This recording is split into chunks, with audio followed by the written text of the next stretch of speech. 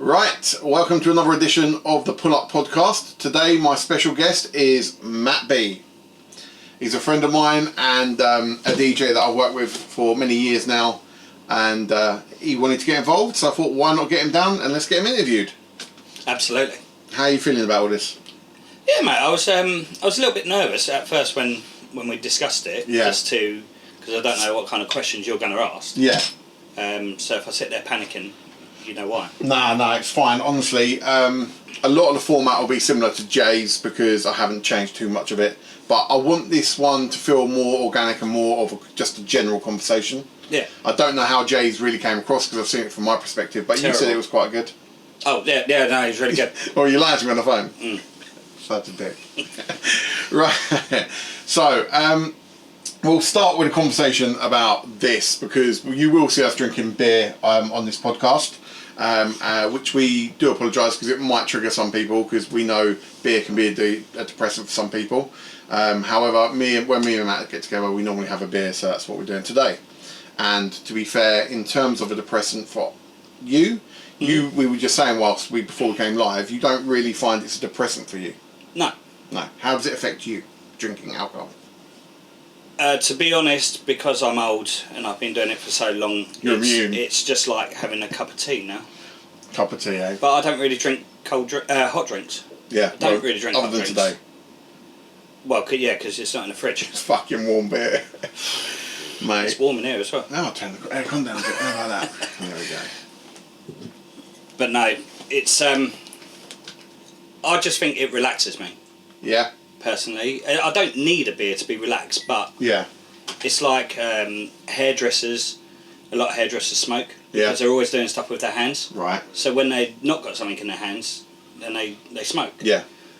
And from a DJ perspective, we do always have things in our hands. And and most of the time, even DJs that are drinking water, you'll always see them drinking a lot more water DJing than they would do 100%. Just in the daytime. That's me, 100%. So, I always have a mix, pick my beer up or whatever drink, have a drink, go back in the mix, and I seem to get through loads. Yeah.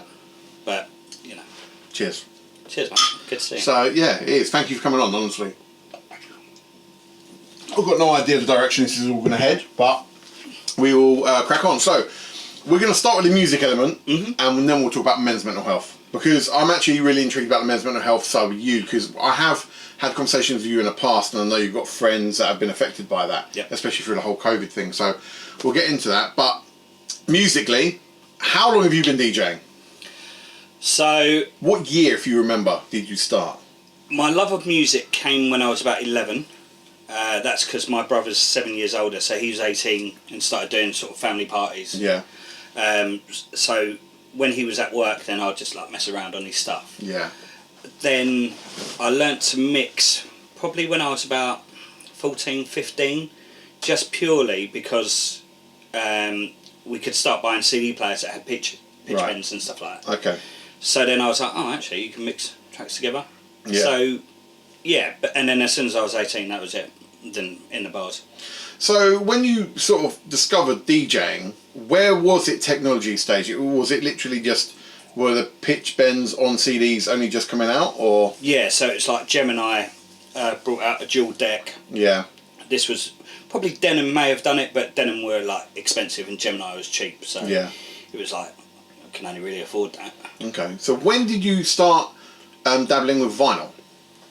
So literally, I bought those the CDs. Yeah. And then people that I knew were just like, you need to learn on vinyl, and it was just like, okay. So I went on to some kind of like an eBay of back in the day. Okay. And I found something like an advert in a paper. Probably like Friday ads or something. Yeah, something like that. It was, instead of looking for cars. Yeah. So I was looking for decks, and I picked some up in Furnace Green. And they were just like some belt drive ones. Yeah. Mate, my first belt drive was dreadful too. Like 150 quid for two. Yeah. Couldn't really go wrong. Yeah. And then it was just a totally different ball game. It took me months. Did it? Yeah. Transferring those skills over. It was just like, I'm pressing a button and holding it. Yeah. To actually putting my hand on something and moving it. Yeah. And it took ages. But like, It's like riding a bike, isn't it? Yeah. You know, you doesn't matter what bike you're self-taught. riding, you kind of get used to it after a while. Yeah. Yeah, completely self-taught. Yeah. Completely self-taught. That's fucking... It was, I used to listen to quite a lot of CDs back in the day, Alistair Whitehead, Jeremy Healy. Okay. And what I noticed with like Alistair Whitehead, like his mixes they just like flowed. Yeah. It was just like the bass line would come out of one and it would come in the other, but he's not taking the bass line out. Okay. The song would finish, the bass line come out, and the next one come in, and I was just like, that's where I want to be. Yeah. Like, you know, it was seamless. Okay. And I still listen to those CDs now. Ah, interesting. What was the first ever, not necessarily vinyl, what was the first ever single you purchased? Do you remember? Well, it was a vinyl. It was a vinyl. Yeah, and it was Alias Follow Me. And it was only because my mum loved it. Yeah. I was in Croydon in HMV and I saw it and I was like, it's probably the best £9.99 I'm ever going to spend. Yeah. And I still got the record now. Right. I was having this chat with Jay last week about records, and obviously now it's all digital, and I've got friends that sell vinyl or sold vinyl, they're all their vinyl. Have you got vinyls you just won't ever get rid of? That being one of them? Yeah, I mean, I lost a lot of records just due to like the way they were stored. I had them in a garage. Yeah. So it leaked. I had them in a bedroom. The radiator leaked. So I've probably got rid of about 5,000. Yeah. Just, you know, crying as I'm throwing them away. Yeah. Looking at the prices on them. Yeah. Yeah, they are definitely vintage these days and probably worth more money now. Yeah, and then I keep moving around places. You just can't take them. So it's kind of like the ones I've got now are the ones that I want. They're not fucking light, are they?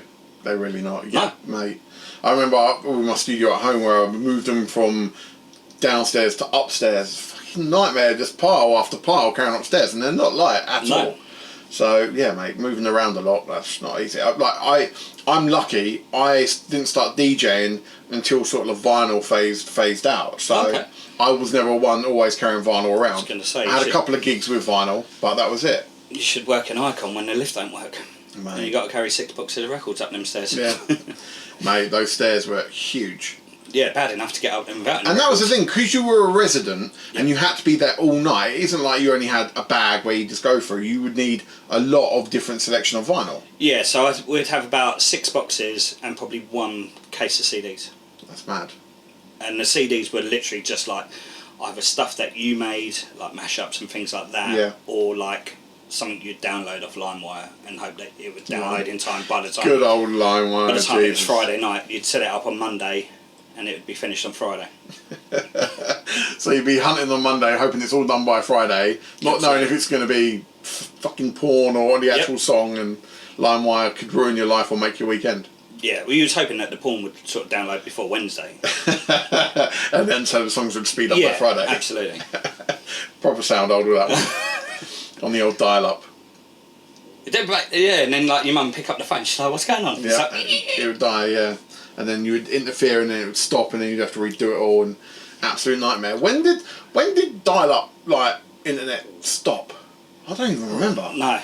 No, but there was one, when I used to work at Brannigan's, I downloaded this song called Sweet Dreams My LAX, and it was like Rachel Stevens from Ed's Club 7, and obviously Brannigan's was that kind of pop. Yeah. And I remember downloading it, and I never checked it. I've done shit like that. And I'm playing it, and it's playing the first verse and the chorus, and then it jumps back round to the first verse and the chorus. Yeah. I think the song went on for about 12 minutes. I was like, this isn't right. Yeah, mate, I downloaded songs that halfway through weren't anything to do with the song. Yep. And you'd be like, what the fuck? Yeah. Like, So that's my advice. Check your music. check your music. Even now. But that's the thing though, isn't it? Like when you used to go record shopping, you used to listen to the song, you'd put the needle at the beginning, and then in the middle and at the end, and you could kind of work out where the song was and how you were going to play it.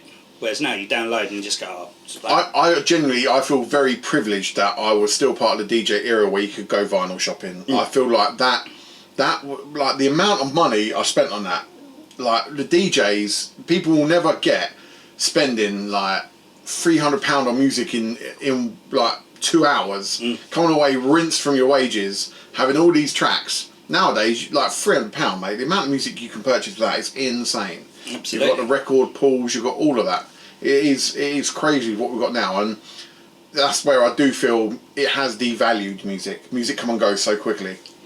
Absolutely, yeah. There's no sustainability with it, you know. Yeah. But that's why us old people are still playing the stuff what we bought. Yeah. Like it just works still. Yeah, yeah, it does.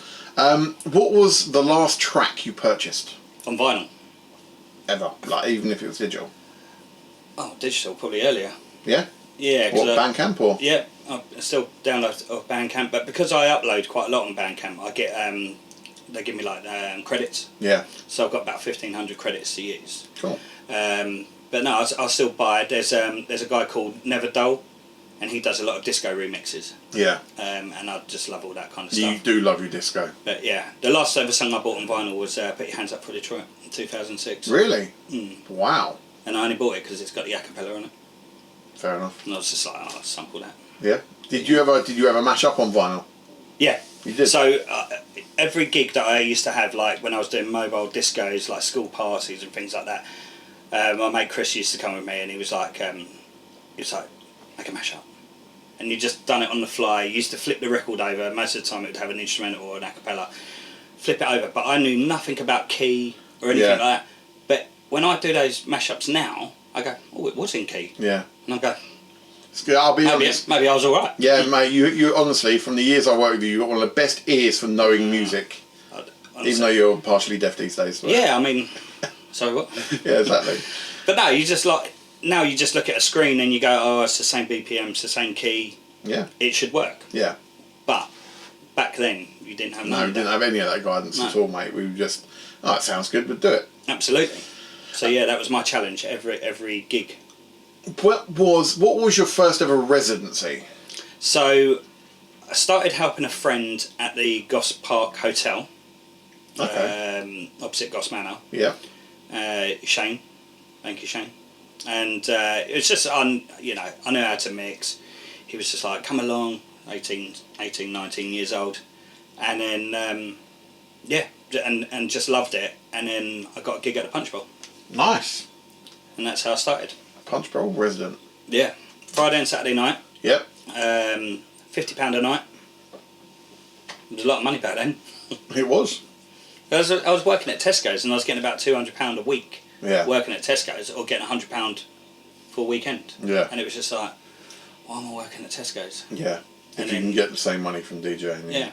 So I was there for 2 years, and then the Rat and Parrot came along, and he gave me £75 a night. Nice. And I was like, ooh. Yeah. So then I gave up Tesco's, and then when the Rat and Parrot was rammed, absolutely rammed. Brannigan's came along, and we did pub to club. So I'd do the pub lingo over there. Yeah, mate. That was the era where Crawley was heaving with nightlife. It was such a, people in Crawley always talk about the nightlife in Crawley from the early 2000s, and it really was great. We had so many options. We had great DJs in the local town, and it was just everywhere you went, it was a vibe. Like every venue was always busy, and we had a super nightclub that had a capacity of 2,500. That would be fucking full, as well as Brannigan's, which was around about 800 capacity, 500. 12, I think. 12, fucking hell! I didn't realise it was that big. Yeah. So that would be full, and then you'd have BarMed. That'd be full, and then you'd have all the pubs. But the only positive and the only real difference now is those pubs were shut by 11. We spoke about this for ages, didn't we? Yeah. Every venue knew their role in the town and what it could offer the town. Yeah. And it, Icon, when they built Icon, they were sensible. They built it next to a train station. Yeah. To bring people from out of town in. And we used to get a lot of people come in, and we used to get trouble. Like, don't get me wrong, there was times there was trouble everywhere. Mate, absolutely, it hasn't really changed in that sense. No. But at least people will come in from out of town, coming in, spending money. Yep. That doesn't happen now. Crawley people are now leaving, going to Brighton, Horsham. Yeah. Like, because I work in Horsham, the amount of Crawley people I see over there is insane. They don't want to be out in Crawley. No. It's mad. That tells you a lot. Whereas, everyone's just fighting for the same people. Yeah. Whereas, like I say, when it was Icon, you kind of had, you knew you was going to get some trancey music. It was a big room, lasers and things like that. BarMed was it was a proper club. Yeah. Yeah, BarMed was like kind of like for the cool people in that way. Yeah. The good-looking people. Brannigan's was just Brannigan's. It was a party venue. Yeah. All ages, but yeah, it's just kind of now you got kind of the same bars doing the same thing, and it's hard. And a lot of people moan about that in Crawley. We're doing the same thing. Let's talk about that 5 minutes. Like, so what do you feel is very samey in Crawley Town? Because we don't get out of towners now. Yeah. Those same people in Crawley expect to hear the same music. Yeah. And so only the Crawley people that are going out into Crawley Town, yeah, they just want to hear the same music. Therefore, it's affecting every bar because that's all they're requesting. And yep. Right. Okay. Yeah. I don't disagree with that. And I'm kind of strong when I'm working Crawley. I go, oh, if you want this certain type of music, maybe you're better off going there. Yeah. And it's not like... Because I do feel some bars are trying to have their own identity a little bit, you know. Like, Angelique's very lucky. It is known for its music. It is known for that. It doesn't have the best reputation from previous owners. However, musically, it is very well established on what you're going to get when you turn up to Angelique. I still feel Medusa... It's taken a while to get to the point, but I do feel they're at a point now people know what they're going to get when they go there as well. Okay. But one of the downfalls I do feel at Medusa is they've got a lot of DJs on rotation, and the DJ levels are a bit up and down, and therefore, one, the experience sometimes isn't there, and two, like the music can be very different from week to week in terms of what the DJs play. Yeah, and then you'll get those people like, if it's a night that I work and they're really enjoying it, they're going to come back next week and you're not there. Yeah, and then ask that DJ to play this kind of music when he's got, oh no, I need to play this. Yeah. Because he's comfortable in that. Yeah, that so it stops the consistency for the customers, which then makes it hard for you to keep them going. You can't build it. No. You can't build anything. And that's why, what we've spoken about before, resident DJs are important. Yeah. You know, you need that consistency for the crowd so they know what they're going to get. Management know, therefore, this is who we're marketing and that's who they should be aiming at. Yeah. So you boys at Angelique, you've kind of had that same core group of people from the beginning. Yeah. You know, 4 or 5 DJs, there's been a couple that may have come and gone. Yeah. But you all have that understanding. Yeah. You've kept the product the same. Yeah. That makes sense. And I think Angelique's very lucky in that sense. I know there's been a lot of conversations, I'll give something exclusive now, there's conversations around changing the name because of the persona of what Angelique was, but there's 2 arguments to it. Is great, change the name, it might change the feel of it, people feel it's new, it gives it a new lease of life. However, you then might lose customers thinking that the music policy's changed, or you keep it the same. And to be fair, I've been at Angelique a long time. The last 2 Fridays I've been there have been the busiest I've seen Angelique in 2 to 3 years. Like, Friday nights have picked up hugely, and then I feel like you have to question, well, why is that? Yeah, the DJ's a part of it, the security team's part of it, so they're getting something right there because it's building. But I don't feel like people say sometimes, oh yeah, the type of music, but that's the reason some of the out-of-towners that come to Crawley are coming for Angelique. We've had people from all over the place come to Angelique because we play our bashment and our Afro beats. Yeah. But we don't have anyone in town where they're going, oh, do you know what, I'm going Medusa for drum and bass. Because they don't know where to get that drum and bass. And I do feel people are, because of Spotify, you can get music at a drop of a hat now everywhere. People are very selective on what they want. And if it's not available on Crawley, they're going elsewhere. And that's what it's known for. Without the nightclubs, we can't have big acts doing stuff in town anymore. So we can't offer a lot. The last one was, I think, Young Bane when it was at the nightclub. And even that wasn't full capacity. That was busy, but it wasn't full capacity. I do feel people want these things, but I think like last weekend, Dappy was in Brighton. Right. That would have been Ramo. But Dappy was, what, 2000s? 20 odd years ago, you know. But it does prove that the older stuff does work. Yeah. And there's been a lot of controversy about DJs playing older music and that. And I know I do. I try and freshen it up by playing remixes of it or house versions or just different genres and more of the mashup and the remixes so that it does freshen it up and it isn't the boring typical stuff that the kids are like, oh, why are you playing old music? Do you feel that you're playing remixes to make you feel refreshed or at times as well? I would say if I can play a remix that lifts my energy, I'd hope to feel that reflects on how the crowd feel. You need to have a happy DJ, right? Yeah, of course. If a DJ's miserable and he's just standing there and head down, no one's going to feed off that. Absolutely. You look at people like Joel Corey and James Hype that are bouncing around all night. Yeah. People love that. Yeah, they're bouncing around for an hour set because they're literally going in for an hour with everything that they want and everything that they've got, showing the best of what they have. Yeah. We probably, if we're lucky as resident DJs with multi-genre, we're lucky if we get that hour once a weekend. Because we have to cater to everyone.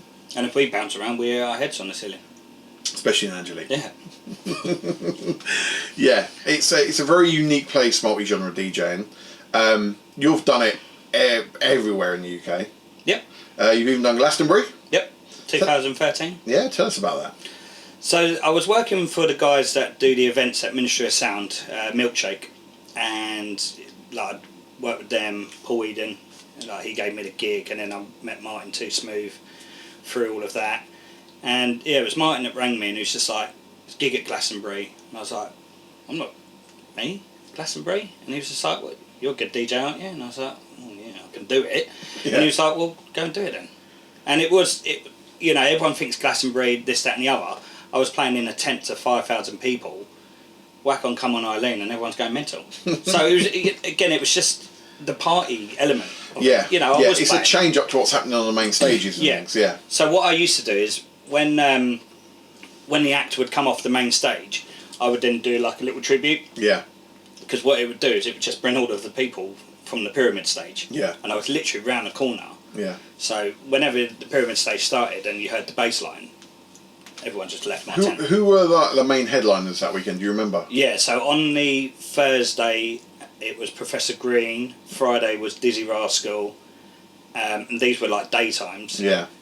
Sort of like 4 or 5 o'clock ish, and then headlining on the Saturday night was Rolling Stones.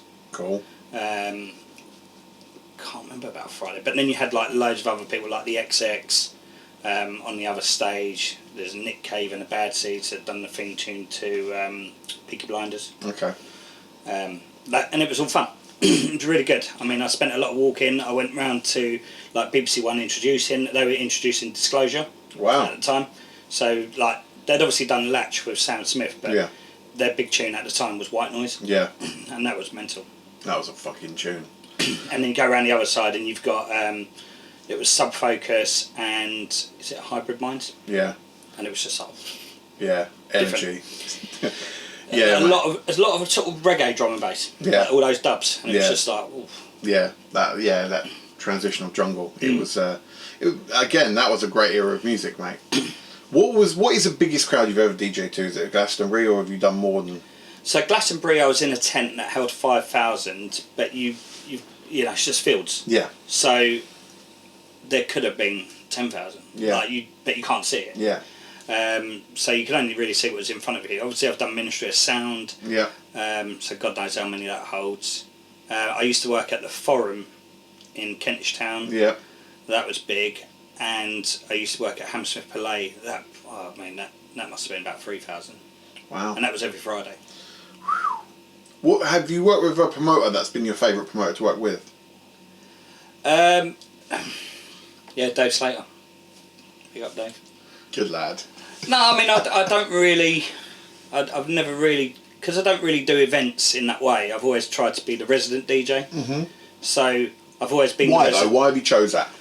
Because. Is it because you know your role? That's what I'm best at, or? Because I gave up a full-time job to be this, I needed a stable income. Yeah. And with a residency, you've got that. You know, you're there week in, week out, kind of thing. Whereas at this precise moment, I don't have a residency, so I'm trying to find gigs every single week. Yeah. And it's been quite nice, but you know, I need that stability money because I don't have a job. Yeah. How long has DJing been your life? 20, 30 years? Well, I'm only 28, so.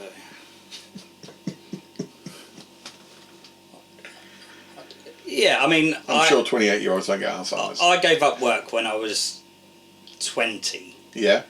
And it's been DJing ever since? Yeah, and I'm 47. So 27 solid years full-time DJing. Yeah, the only time I had a job was in COVID when our industry collapsed. Yep. And I got a job at Sainsbury's. Yep. Fair play. And even then I had my AirPods in, just listening to music while I'm doing people shopping. Like still trying to find those tracks. Yeah. And it was annoying as well because in 20 2020 when COVID hit, there was quite a few good tunes that come out. Yep. And you couldn't play them until 2021. Mate. And you're like, oh, they were gone now. Yep, they were, literally. Yep. What was your... Is there someone that you've met, DJing-wise, in the music scene, that you absolutely love, and they were everything that you thought they would be? I could probably tell you who I've met who I thought was going to be good, who was terrible. Yeah? Calvin Harris. Calvin Harris. Calvin Harris was terrible. At DJing or as a human? Both, actually. Really? Yeah, so me being me, I turned up with a t-shirt on, and Yep. it was done in Calvin Harris's font for like his album, and it basically said, Calvin Harris stole my wife. Yeah. And he just looked at me up and down in it, and I was like, thanks, man. So now I'm wearing a yellow t-shirt for nothing, looking like a prick. But no, yeah, he just turned up. We'd got like 4 CDJs, like top of the line, mixer, and he turned up, opened his laptop, Ableton come up, and he pressed play, and he stood there for an hour. Wow, so you didn't DJ live? Nope, he just done some like echoes and filters on there. Do you think he's past that phase in his life now? Do you think he's actually DJing live now? I would like to think so. Yeah. I mean, because a lot of people get found out with that, aren't they? Yeah, that was at the time he had just brought out Holiday. Okay. With Dizzy Rascal. I think Dance With Me come out just afterwards. Yeah. And he'd done like Ready for the Weekend and That Girl's Acceptable in the 80s. But what I liked about him is everyone that turned up, and there was probably like 1,000 people in True nightclub, True in Brighton, and they all wanted him to play those songs. Yeah. And he was like, no, I'm a DJ, I'm playing. Yeah. And he was like really sort of like underground, yeah, quite EDM, and everyone was just like, well, I'm not enjoying this because they wanted to hear Holiday.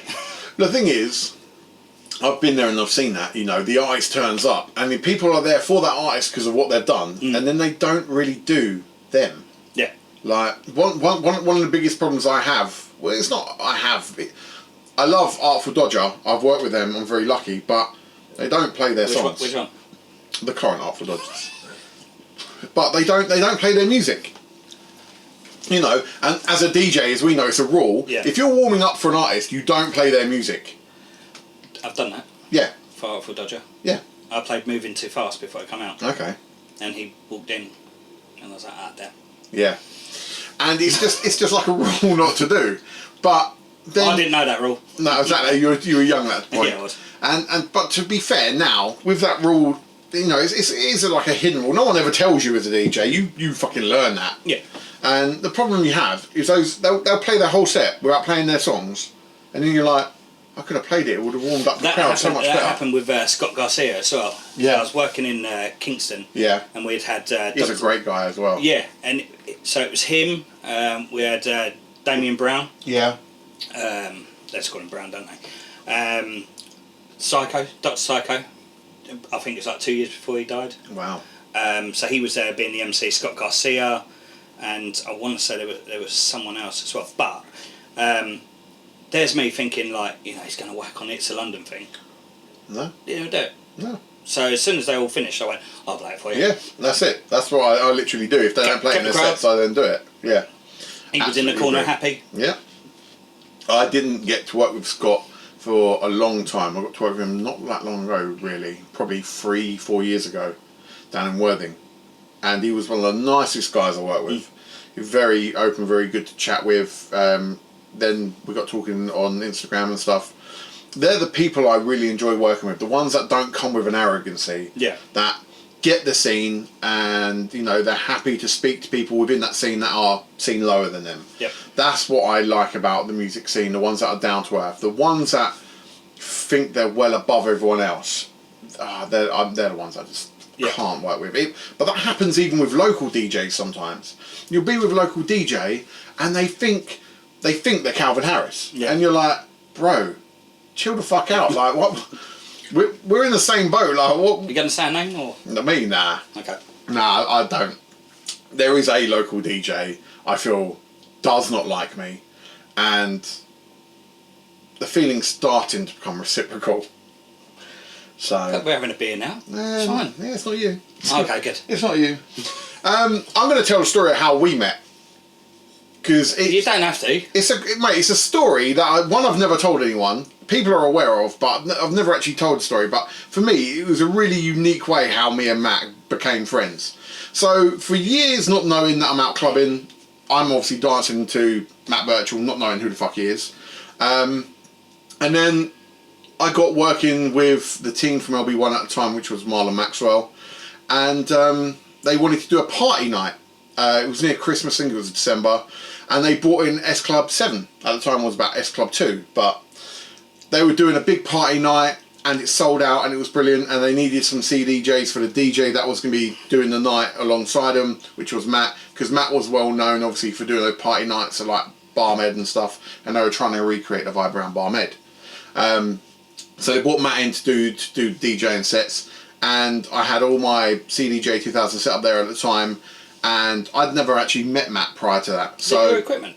Was it your? Yeah. I didn't spill anything on it, did No, but that was the thing. I came over to you, and I remember you being smashed because we had this conversation like the next day. I came up to you as I was leaving, and I said, "Don't spill anything on these because they cost me too much money." And you're like, "Yeah, mate, don't worry about it. It'll be fine."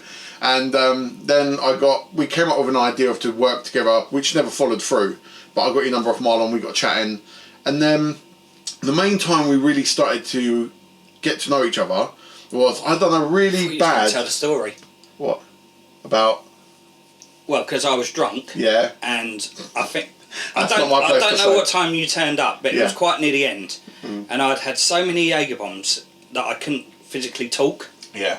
Every time I picked the microphone up, nothing came out. Yeah, you were like, blah, blah, blah. Yeah, and I literally just played Cha Cha Slide, and you came over about 10 minutes later and went, "Put on Cha Cha Slide," and I was like, "I've just played it." He was like, "No, don't worry about it," and I put it on again. Did you? Yeah. Fucking hell. I don't remember that at all. To be fair, I was drinking that night, so I would have been as bad as you. But I remember it being a fun night. It was really good. Yeah. It was really good, and it was like a Tuesday night or it was Monday night. Yeah, I think it was a Thursday. It was like a midweek one, just in like the first week of Christmas, because they wanted to do more kind of things. But that had a great period of time. It'll be one. And then me and Matt got talking afterwards about working together, which never came to anything. But then I released a random garage mashup that I was messing around with at the time. Matt heard it, and then we got chatting. And then we got chatting about doing some mashups, didn't we? Yep. And then we pulled in a third DJ Fazzle, and then we made a little mashup group. And then we really got to work with each other. You need eye candy, don't you, when you make a group? Yeah. Yeah. Matt, you're the eye candy. Am I? Yeah. I thought it was the old one. Don't mean not eye candy. Okay. No? Well, What, you thought that was Fazzle? yeah, I mean, if I'm blue, I'm probably Anthony Costa, right? Maybe. And Fazzle's Lee Ryan. Well, according to many people, he's Drake. That's true. Yeah. That's true. Yeah. Everyone loves a bit of Fazzle. Yeah. I do. Yeah. I miss him. So he's not dead. It sounded a bit morbid, like he died. But yeah, he's as we have said many times to each other, he's technically one of the best DJs we know. Absolutely. Absolutely. He's DJing, he's unreal, and as per usual, he's very humble about that. He's a great music selector as well. He's one of the best DJs this town has to offer. He's done lots of stuff as well over the years, and rightly so. About the moment he's taking a break. I always felt if he learnt to drive, he would pursue more. Open his wings more. Yeah, because you know we've taken him to Brighton, we've taken him to Kingston. And giving him gigs, but I must admit, you've always been a really good advocate for him as well. You've always supported him, and you've always tried to like push him along with a few things. I know one of the biggest advocates obviously being Marlon Maxwell as well. And DJs at times need the DJing thing for me is about community, and I never knew that before I really got to know some DJs. Yeah, like yourself, like Marlon, like Tom, working at Angelique. I always thought DJing was always going to be, right, I'm doing well, someone's going to stand me in the back and try and take my gigs. It was always that way, and I absolutely hated that side of the industry. Then I got to know you, like you guys, and it was just like, actually, you can become friends with these guys. They will help you. You'll bounce ideas, you'll bounce off work, and everyone benefits from it, especially people within music industries, like for clubbers and stuff, because I pick up stuff Matt does, I pick up stuff that, you know, Fazzle does. Hopefully they pick up stuff that I do, and it just allows you to think about things in a different way sometimes. Absolutely. And I've absolutely loved being a part of that. And I feel there are some DJs that are coming up that don't understand that yet. Who do you think's going to take over?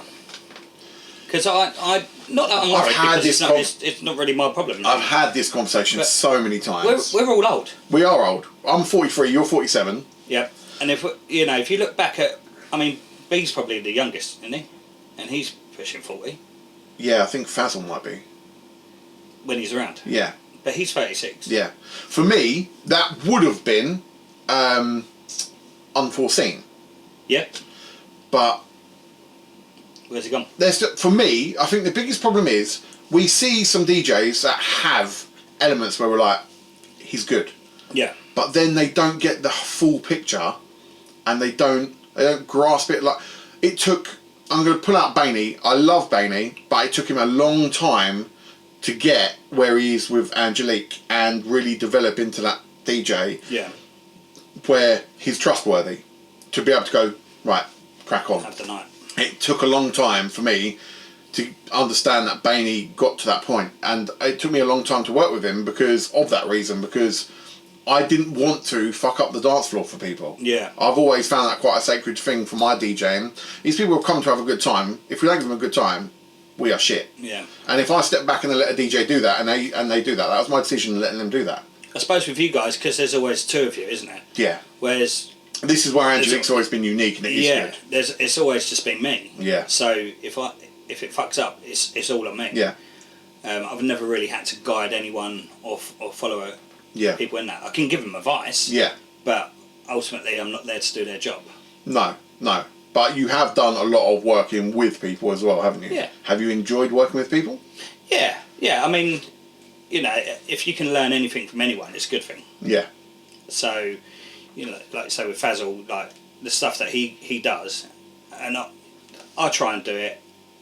I just press the sync button. Yeah. Like if I'm doing transition, but the guy will go from 130 down to 92. Yeah. Just doing that, and you're like, it's good. It's hard work, and I'm like you, mate. I'm lazy, and let's talk about the sync button, because there's lots of DJs or I wouldn't say lots of people, but there's definitely a persona around the sync button. Okay. I personally don't give a fuck, and the reason is, I suppose it's not that arrogance, but I'm very confident I can DJ without, without visuals and what the current situation is. We can go back to vinyl, and I can still DJ. Well, you drive a Tesla, which basically drives itself. So realistically, are you a driver? Exactly. Like, by having a sync button, it doesn't take away your DJing ability. No. It just makes your song quicker, as if you want to DJ quicker. Yeah. I would say I use it for not lazy. It's a bit like autopilot. It's not lazy DJing, but it allows you to. It's just another thing on there that allows you to be creative in different ways. Yeah. And the sync button allows you to move on quicker, to be more creative, faster. You can focus just on the main bit rather than speeding up or slowing down. Yeah, absolutely. Because the old days of having vinyl and chasing it up and it can, I'm glad that element of it has been taken away to a certain degree. Yeah. But as you know as much as I do, sometimes those computers get that sync fucking wrong. So if you're relying just on sync, then you are going to fuck up at some point. Yeah, you need to know the core. Yeah, you need to know the song you're playing, the music you're playing, how it's going to work. And that's the other thing as well. You need to know the song that you're playing. Yeah.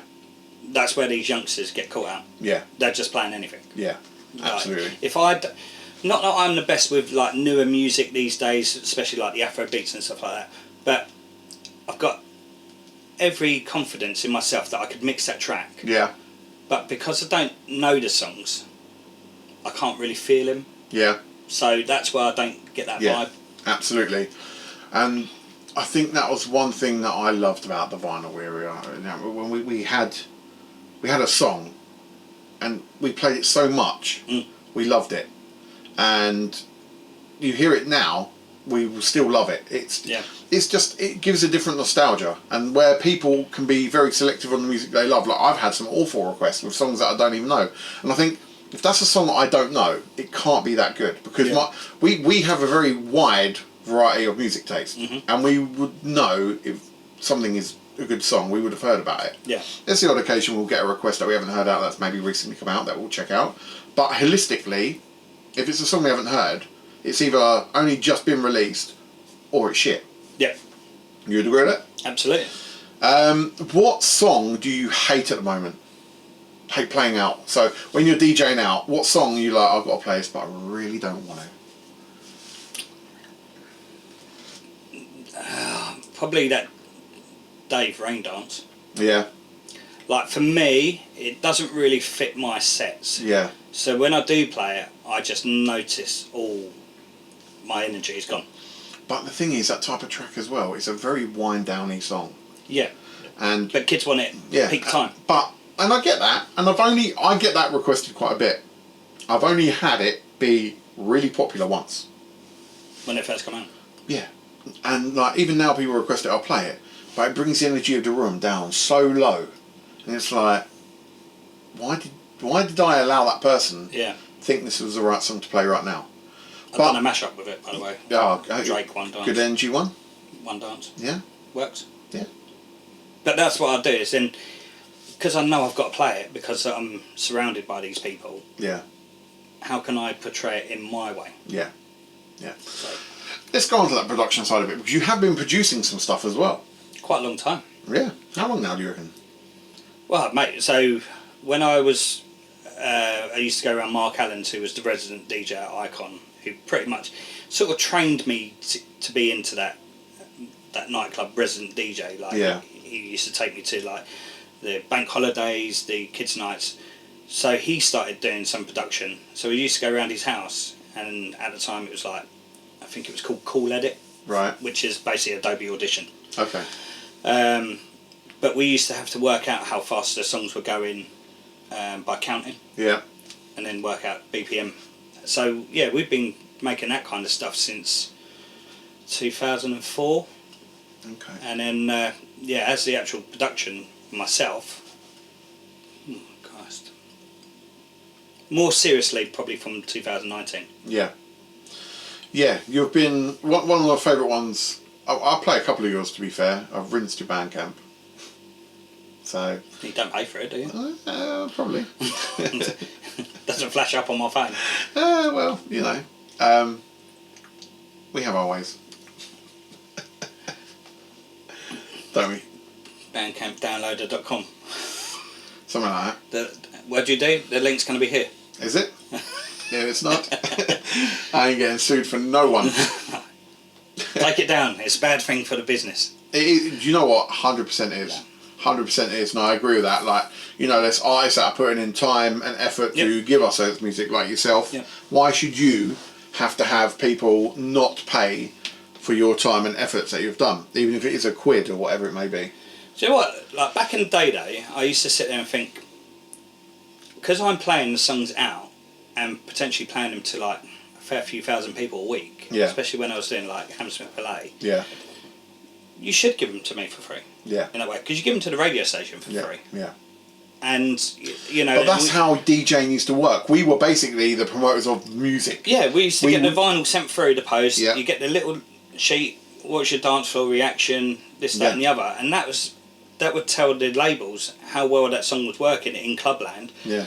And then they would invest the money into like some kind of campaign. Yeah.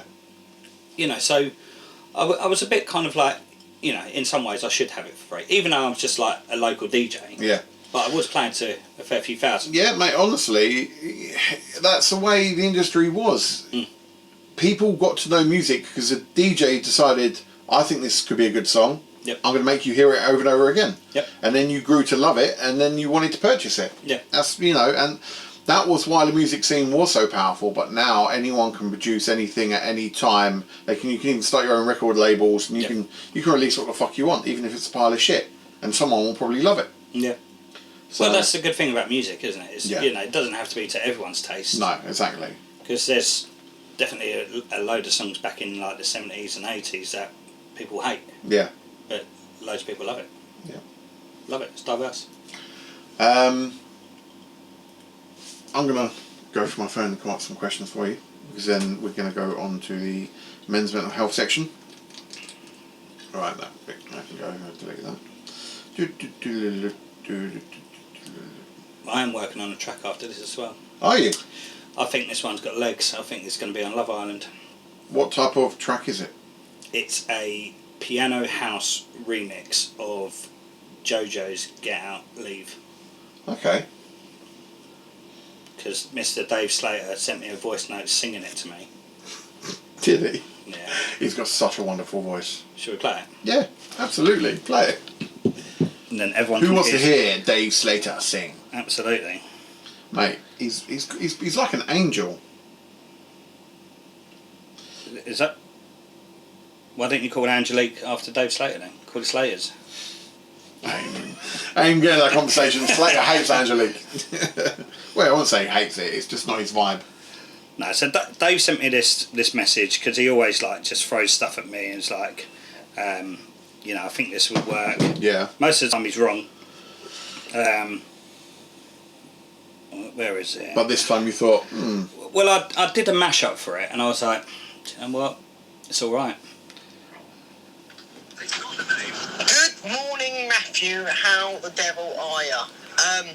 I had a funny dream last night about a certain track that I remember from back in the day, which I quite liked, and I heard it being played recently, actually, which is JoJo's track. Get out right now. Wonderful. That one. I Right. love him. So yeah. So then I make.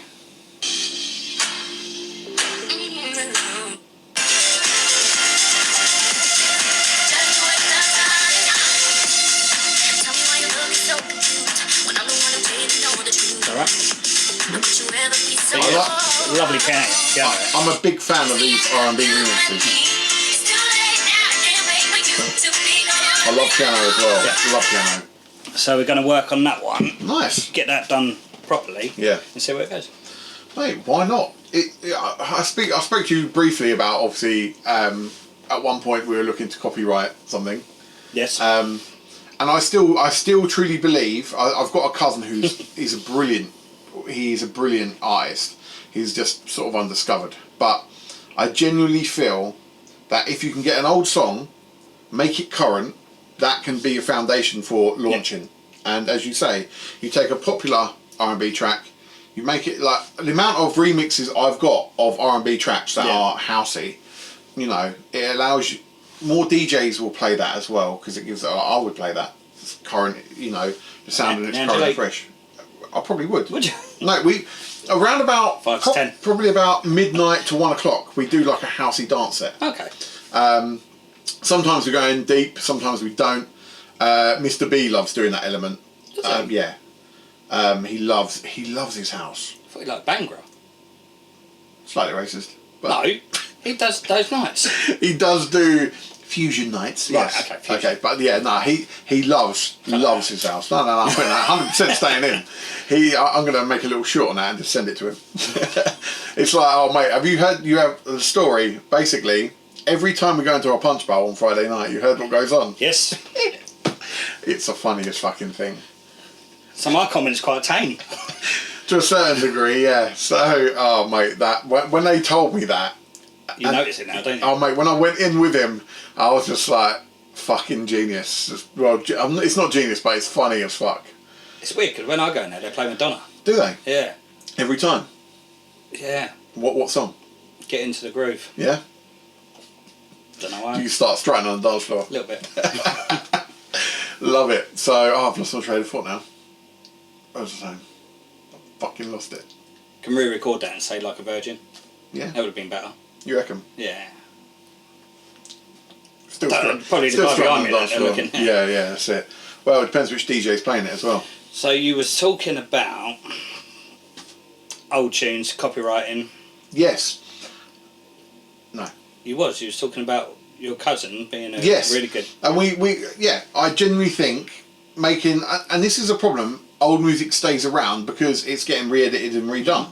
And that's why at one point I said to you about a song, why don't we redo this? Because we both love garage music. Yep. And obviously I have links where we can use that.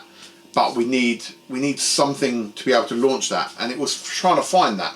But you felt it was a bit too copyrighty, which I actually agreed with. It's very close to the line.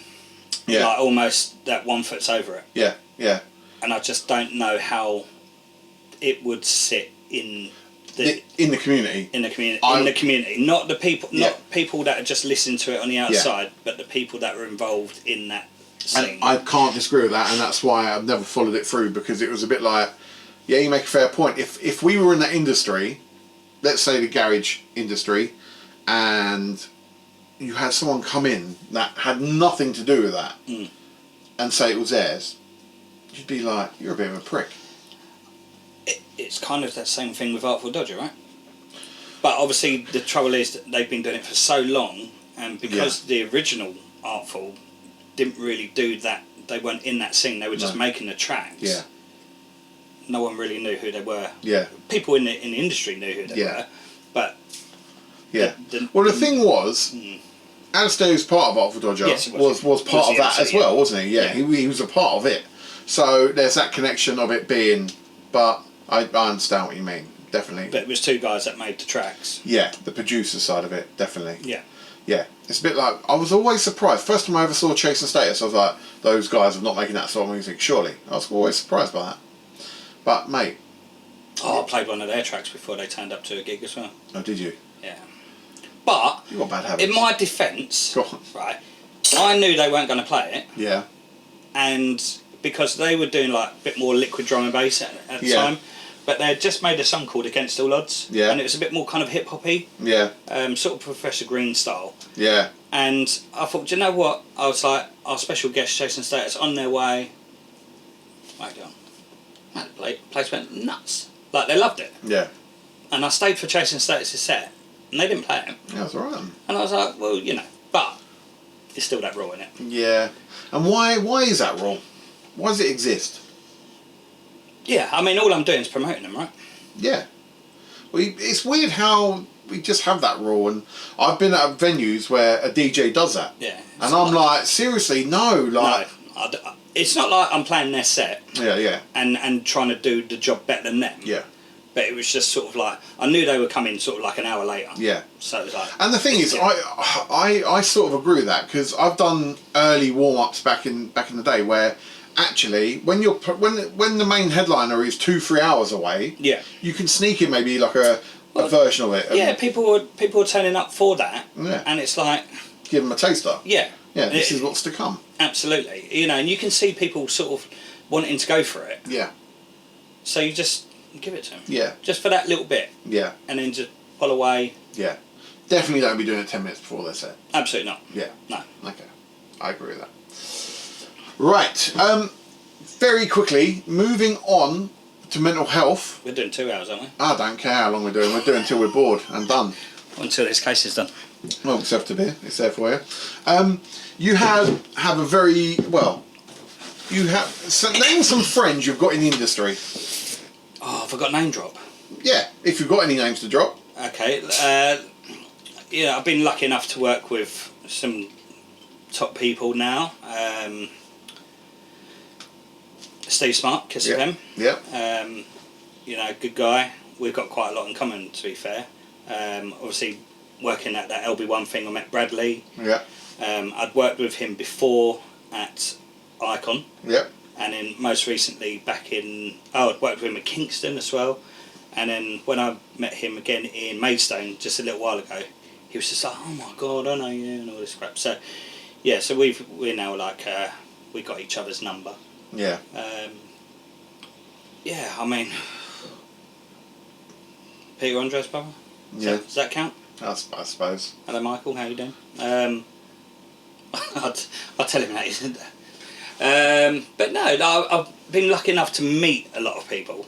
Like when we used to do Hammersmith Palais, we'd have Rat Pack down there. Yeah. Norris the Boss Windross. Yeah. Very good DJ. I was literally looking at all of his records, and they were all white labels, and I was like, why is nothing written on them? Yeah. Didn't have Shazam back then. No. Didn't have a phone you could take a photo of it or anything. No. So, you spend 2 years singing the same song and then finding it and going, oh my God. Oh, yeah. That was the Jam Experience. Okay. Feel My Love. That's a great tune. Great tune. But yeah, I remember walking over to him while he was on decks and I was like, what's this tune? And he just smiled at me. Yeah. And I never wanted to steal someone's record so much. But yeah, we had all of them Baby D. You know, it's just all of those people from Club Classic land. Yeah.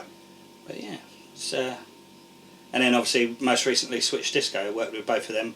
Yep. They're doing, you know, they're massive at the moment. They are. But again, they're just remixing old tunes. Yeah. Putting their spin on it. Absolutely. Which, to be fair, we've been doing for a while. But yeah, that's. I got asked to be MC Creed's tour DJ years and years ago. But obviously I was young and I really wanted to just work in Icon. Yeah. It's like the club of the town, wasn't it? Yeah. Mate, back then... There was a proper club. Yeah, and you would have been the star of the town. Yeah. Like, yeah, absolutely. That was... You just can't recreate that now. Like, it's just... It doesn't exist anymore. And how do you see the industry going? Do you know, I blame the only way is Essex. Really? Yeah, because they all wanted to be in bars. Yeah. And the whole, you know, we're cool and it's just little cocktail bars. Yeah. And all of a sudden they started springing up everywhere. Yeah. And, you know, if we didn't have the cocktail bars in town, that potentially could be 1,000 people going to a nightclub. Yeah. Yeah. Do you think it's reversible? Do you think anything will ever change, or do you think this is it going forwards? I think there'll be venues that are more like event venues. Okay. So, you know, things like Printworks and stuff like that. Yeah. Which is basically a festival indoors. Yeah. And what annoys me about these kids these days is that they ask for Afro beats. Yeah. Why do they go to places like Love Juice and ask for house? I know. Why don't you ask me for house? Yeah. I agree with that. You know, people go, oh, you know, our town plays shit music. Yeah. Test the DJ out. Absolutely. You know, if you've got a group of 20 of you that love the house music or even drum and bass or whatever, test out your resident DJ. Go down and, because I'm sure they'll give it a fucking go. Yeah. I know I would. Yeah. And we're not trying to change anything, but we just want to give you something to think about. Yeah. Like we always said, like a good DJ doesn't play the tunes that you know. Good DJ plays the songs that you didn't think you wanted to hear. Yeah. Kind of thing. Absolutely. I agree with that. That's one of the truest statements you can say. I would agree with the element of, for me, the industry is in a hard place, and I don't blame festivals, but festivals are a huge part of it. Yeah. Because you can pay 100 to 150 quid for a weekend, you can go away 2-3 days, you can see every type of act in every type of genre at their peak, at their absolute best, or you've got to pay £5-10 to go and see us local DJs. Now, I fully understand, you know, when we were younger, those acts used to come to the nightclubs. You know, that was the only way it worked. But now they're accessible at festivals. And so they've given a fake persona that this is what clubbing should be. And it's not, you know. Clubbing isn't that anymore. And it is down to the local people that do want to party to help recreate what that party scene is like. Yeah. And at the moment, I know Crawley is very lost. I know there's lots of towns like us that are very lost in terms of what it should look like and what it should be. And until it's clear, you're not going to have owners and promoters changing it. Do you think people go out to actually want a party, or they just go out for a social? I wouldn't say it's for social anymore, because since the whole COVID thing, people now just drink indoors because it's cheaper. I do feel there is an economic element to it quite big, that you know, the fact that probably we look since COVID, probably 700-800 clubs have shut, or bars, or it's a stupid amount. Yeah. You know, that's people's livelihoods. Now my biggest bugbear about Crawley Town is the Crawley Council, and they might come at me for this, but I don't care because I've been saying it for ages. Other councils are there as well. The local councils basically don't want nightlife because they just see it as trouble. And I've, for a long time, been an advocate of we should be holding under 18 bar club nights. Yep. Because the young kids don't have anything on offer in the local area, really. There's some bits, but nothing major. They don't know how to socialise as they're coming into adults. And yet, when you go to the council to them and say, let's try this, no, it'll cause trouble, there'll be problems, there'll be knife crump. And it's like, so you're just avoiding it completely instead of actually managing it. We can manage it with security, we've got police, like, why can't it be managed and done? And it's just like, the council are like, if it causes any trouble, we don't want nothing to do with it. They've put all the bar prices through the roof, which means all the owners have got to put up, you know, a bottle of Budweiser. You know, that crate cost me 18 quid for 20 Budweisers. Yeah. That's under £1 a Bud. It's a quick math. In a local club, £4.50. £4.50. I mean, probably a bit more than that. Some of them, probably, yeah. And yet the bars, you know, they've got to survive. So the prices can't come down because they've got pay the DJs, pay the security. Yeah. Because I've been at venues where security are having to do the work the police don't want to do. Yeah. I've seen police drive away from incidents, and I'm like, really? I remember back in the day, we'd be outside Icon Diva. You'd come out, the police would be there with the vans ready to fuck people up if shit was going wrong. It was great. That was outside the burger van. Yeah, that's just the burger van, yeah. That's where the majority of fights start, to be fair. But I think local councils, they've got all the binge drinking laws and that now, and I get there's health and safety and stuff behind it, but also you've got to find that fine line of killing an industry off. Yeah. And luckily, I think where Brighton was such well-known place for music, they've got that heritage where there are people still pushing for a decent nightlife in Brighton. So I think Brighton is barely surviving. But also, you've got places in Brighton that will shut at 11, 12, 3, 5. Yeah. In Crawley, everything seems to be open till 3. Yeah. Like, why not stagger it? Yeah, even the pubs. Yeah. Yeah. Yeah, you want license till 1, 2, 3 in the morning, that's fine. It's like, great, so you're giving the bars that are technically now your clubs no extra chance to earn extra money if they've got equally a good DJ like Jay Crucial, who works in Punch till 2 AM on a Saturday, is then battling against Medusa and Angelique. Yeah. So but he shouldn't be battling. No. He should be like, if you're a pub, you're like in that warm up industry kind of thing, and then pass them all on. And these pubs just want to rinse everyone for their money, but they're not, because people have only got a certain amount of money to go out with. Yeah. So and the councils allow it. Yeah. You know, the councils I don't think realise what they're doing. They don't see their part in the industry. They're like, well, we're giving you extra hours to earn extra money. And it's like, that's not what's happening. No. Like, you're not understanding the industry at all. You know, they'll soon come around and moan about you having music too loud. Yeah. You know? So if you work until 4:30 in the morning, what time do you think you'll pick up tonight? We won't get busy. Technically payday weekend. We'll be lucky if we start to pick up at midnight. So that's what I mean. But like, because you're going on for an extra hour and a half, people are going to stay. Yeah, they'll stay out later. Yeah, because they only want to spend time in your venue. Yeah, if they're savvy to the social media, they'll be checking, won't they, at times. Yeah. And if it was me, if I was out as a customer, I'd be in Punch Bowl till 1 o'clock, drinking with my mates. Yep. Then moving on like we used to when we were younger. Yeah. You know, to the club, which now is the cocktail bars. Yeah. You know, I think it is sad Crawley doesn't have a nightclub, but like it was brought on by the Crawley people. They just weren't spending and having a good time. Yep. Too many people moaning, Crawley don't offer shit, it's boring, it's this, it's that. Yeah, but why is it? You're the customers, you're the one that technically portrays what we offer. Like, it's your job to... We open the doors, you've got to come in. Yeah. Unless you come in and you're not telling the owners, you know, you've got to be telling the owners what you want. Amount of times, you know, we know little Dave Slater, bless him, with promotions, he'll put on something different. People don't come and support it. No. And then moan about it. You know, I've got the Day Society thing, you know, tried that at Medusa. It was very quiet, offered something different. Luckily, the people that came had a great time, but it was very quiet. Again, you offer different things, and people are not supporting it. You want to see things change. You've got to be a part of a movement. You've got to put your share into it. Yeah. And that's the only sort of advice I can give to people in Crawley if they want to change the music scene. Yeah, well, do you think they want to change the actual music? I don't know, mate, anymore. I don't know. I try and do as less promoting as possible in terms of promotion nights, because I think to myself, I can just turn up to DJ as normal on my Friday and Saturday nights and get paid. Yeah. Instead of me putting my money in to try and do something different and lose out on money. So I'm like, well, why should I put in that effort? Even if my mates don't put any effort to come and support it, what's the point? Yeah. So it's very difficult. It's hard, isn't it? Because again, like going back to production, like if I make a song, you know, apparently I'm friends with 1,000 people on Facebook. Yeah. Right. Now, if you'll buy it, I can go on holiday. Yeah. But you want to give it to Calvin Harris instead. Yeah. You want to buy his song? Yeah.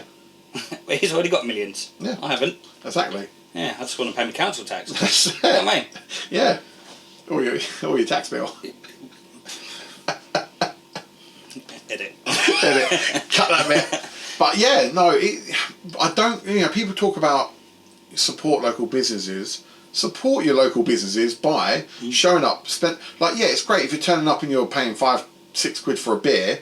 Like, great, yeah, that money's going to the business to help. But like, support some sort of movement. If something is happening in town musically, get your mates to come down and do it. Yeah. Things won't change unless you're a part of it. The amount of people I see, let's go political for a minute, people moaning about our government, this, that and the other. But all they do is literally, that's it, they moan about it. Things need to change, blah, blah, okay, what are you doing to change it? Well, nothing, because nothing will change. Well, how do you expect it to change it? Yeah, I'm not going to vote.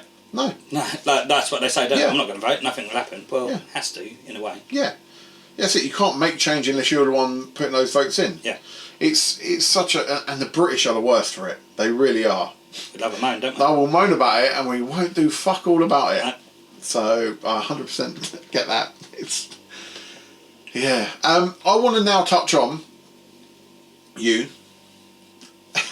Touch on you, May. Back in COVID, Yes. you had a real shit time. Yeah, I mean, everyone had a shit time, right?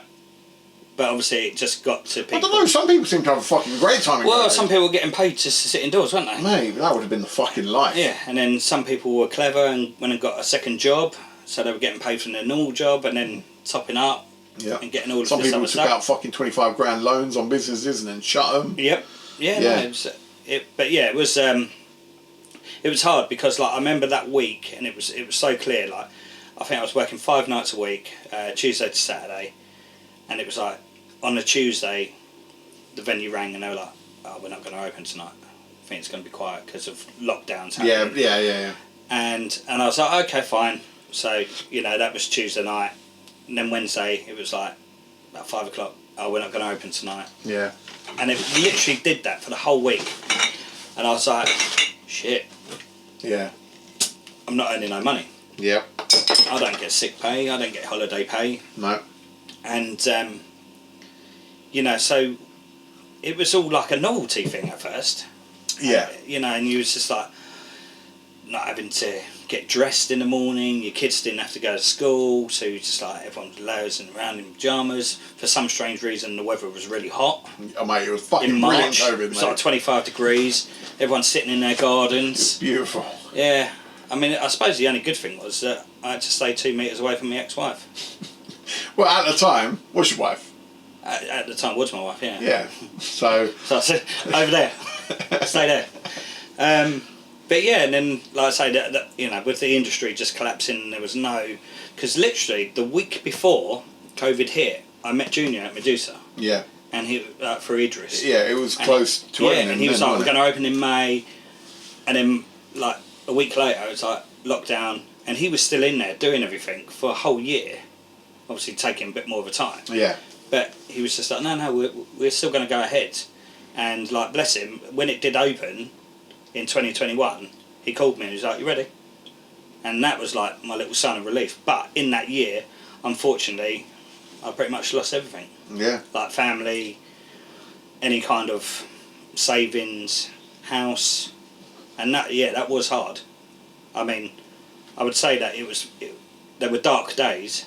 And did I cope? I mean, I'm still here, so Yeah. I did cope. Yeah. But at the time. at the time, it was just give me a break somewhere. Yeah. And there wasn't a break. What became the reason it became so difficult? What was the part that really played part? This is fucking Financial. Yeah, financial. element. Just financial. Financial stress. You've got to pay everyone else, and these credit card companies, and they're like, "Oh, we'll put you on holiday breaks." No, I don't want a holiday break. Yeah. Just clear them for me. Yeah. Just say, thanks for paying over the last 5 years. We'll wipe your debt. Yeah. But they didn't want to know. They were Yeah. like, "Oh, we'll just put it on a holiday payment for a month, Yeah. 2 months." Well, I didn't go back to work for a year and a half. Yeah. It's, It's fucking mad, and that really played on your mental health, and which obviously then affected your personal life with your family. yeah, I mean, I didn't really think. I thought mental health was It's a bit of a weak way of saying it because I didn't really understand it. Yeah. I wasn't educated enough in it, and yeah, I wasn't never miserable in the times of COVID. I was always still an upbeat person, and thought, it'll all come back. But then obviously when I split up with my ex-wife and didn't see my kids every day, I was living in a flat which wasn't my home, and that was the only time in my life that I'd lived on my own. That's the thing as well, mate. So you had the financial burden, then you lost your family home. Yep. So everything has changed, and you then must start to question, what's the fucking point of what I'm doing? I used to sit there and go, is this my life now? Like, raising 2 kids at the time. Yeah. Sort of doing the school runs, cooking dinner, because I loved cooking dinner for them. Yeah. And, and having the love and support for that to all go. Yeah. Maybe in my ex-wife's eyes, maybe I wasn't the nicest person to be around. Yeah. But that's just because of the stress that you're under. Yeah. I think it magnified a lot of things. Yeah, absolutely. So cracks appeared, whereas before you'd plaster over them. Yeah. But yeah, I did find it very, very tough. I remember having a couple of conversations with you, and yeah, we're not like best buds. We're so close, we know the ins and outs of each other. But there was times I was very worried for you. Well, yeah, I mean, I'm not going to lie, it crossed my mind quite a few times. Yeah. But then when you're sitting indoors on your own, and at the time, obviously, pubs weren't open. Yeah. You couldn't go and see your friends. No, didn't have friends support outside. No. You weren't allowed it. No, and it was just like, Yeah. You sort of take things for granted of what you had. But yeah, it just wasn't nice. It just wasn't good. And then, that's life, isn't it? But you got to think though. Just because today's bad, tomorrow might not be. Yeah. And if you can push through the next day. Yeah. Then, it's like marathon runners, isn't it? Yeah. Like no one wants to run a marathon. I like that advice. But if you run to the next lamppost and you can make that, and then run to the next lamppost, eventually you've run 26 miles. Yeah. For me, if I could see the next day, and then the next day, next round, it's a year. What stopped you then? Because, as you say, you got into dark places, and you genuinely thought about the worst options. Yep. What stopped you going, no, I'm not going to do that? Obviously kids. Yeah. Kids are the main thing, because it's not fair on them. Yeah. But yeah, I mean, I suppose I think the worst thing is I got a job at Sainsbury's. It wasn't a job that I wanted to do. The money was terrible.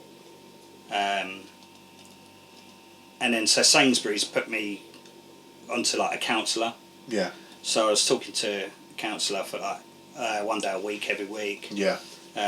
For about 12 weeks. And in the end I was just like, fuck, I can't bother to talk to this counsellor anymore. I should do my head in. But maybe that was her plan. Yeah.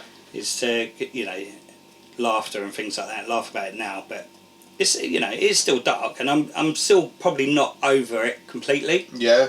I don't have those thoughts. The thing was, you had this life, and it completely flipped out of fucking nowhere, and then you were just told crack on, and it's like, what the fuck?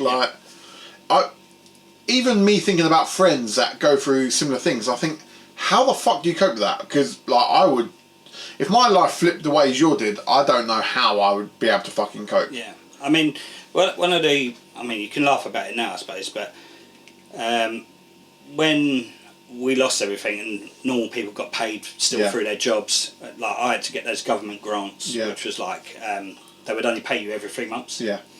So when I was told to leave, as such, to move out, my ex's parents paid the deposit and the first month's rent of the flat. So thank you for doing that. Yeah. But they wanted the money back as soon as I got my government grant. Yeah. And I was like, fuck. Love it. I've got no money again. I've got to wait another 3 months. So it's quite funny to think of it like that, but I thank them for doing that, because wasn't in a position to do myself. No, and obviously it was the right thing for their family to do that, and again, I thank them for it. But it was quite funny that I had to pay it back. Then, on top of that, though, you've known people that have taken their lives. Yes, yeah, quite a few. Yeah? Yeah. Do you want to talk about any of those? Because I don't know them, but I would love to know your experience from an outside point of view. There was one one done it in COVID. Again, just I didn't really know. It was only until I was out having dinner one night and I got told. So that was quite sad. And then, just other people went, they break up with their partners and they don't see a way out. It's a hard thing, I think. I found, especially during COVID, there was a lot of people like yourself, like full-time DJs, that really fucking struggled. Yeah. Like mentally, because I know a couple of DJs now that they absolutely thrive on that social element of DJing and that crowd popping for them. That is their feed.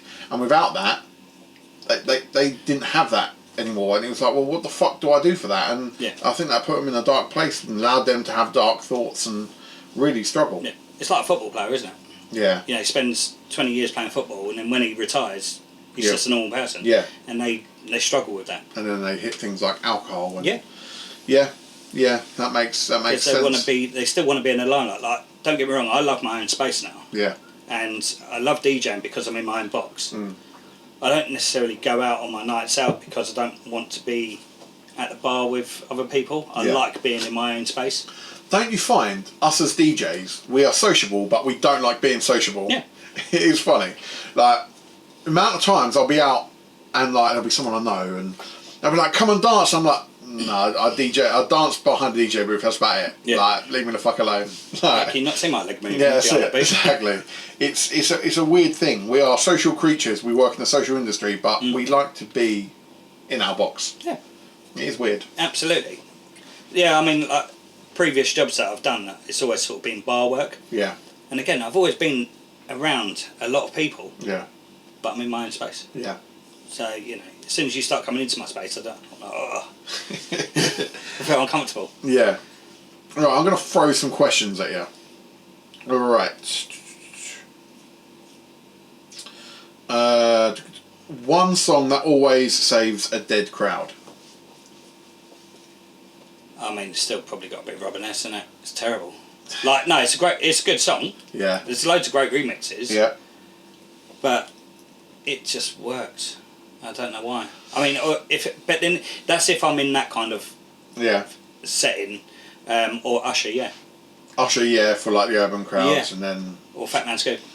Funny thing is, you go onto my crates, right? You go on my plays, they are probably in the top 5 of plays. Yeah, I can open my laptop now and probably have a look. I've got my own crate. Just says Usher, I don't have to type in to click on it. Yeah, it's mate. I agree. Like Robin S, "Show Me Love."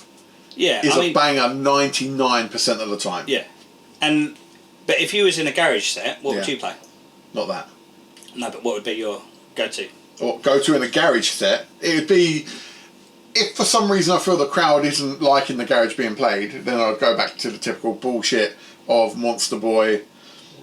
A lot of people will be like Flowers. I try and avoid Flowers as much as I can unless it's a proper girly dance floor and that's what they're all fucking wanting. Yep.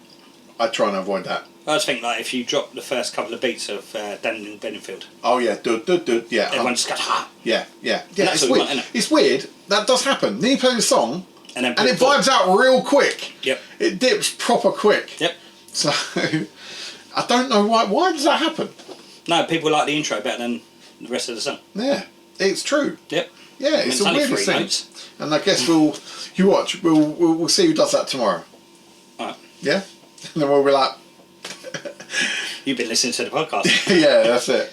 You don't know what we're on about. Tomorrow is, what's the name of the actual event? Garage Love. Garage Love. Yep. At Medusa and Crawley. We're going to go down there, we're going to have a drink. It would have been done by the time you guys see this anyway.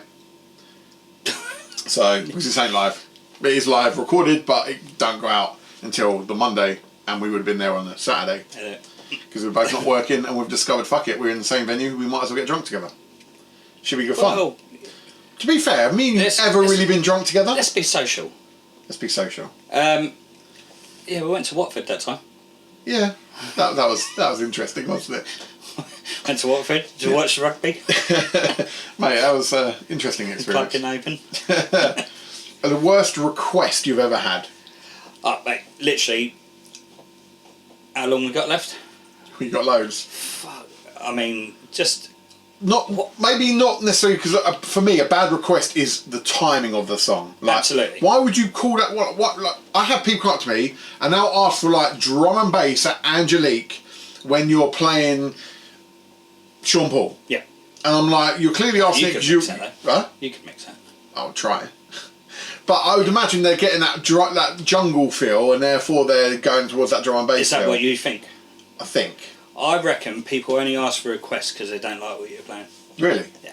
See, I don't.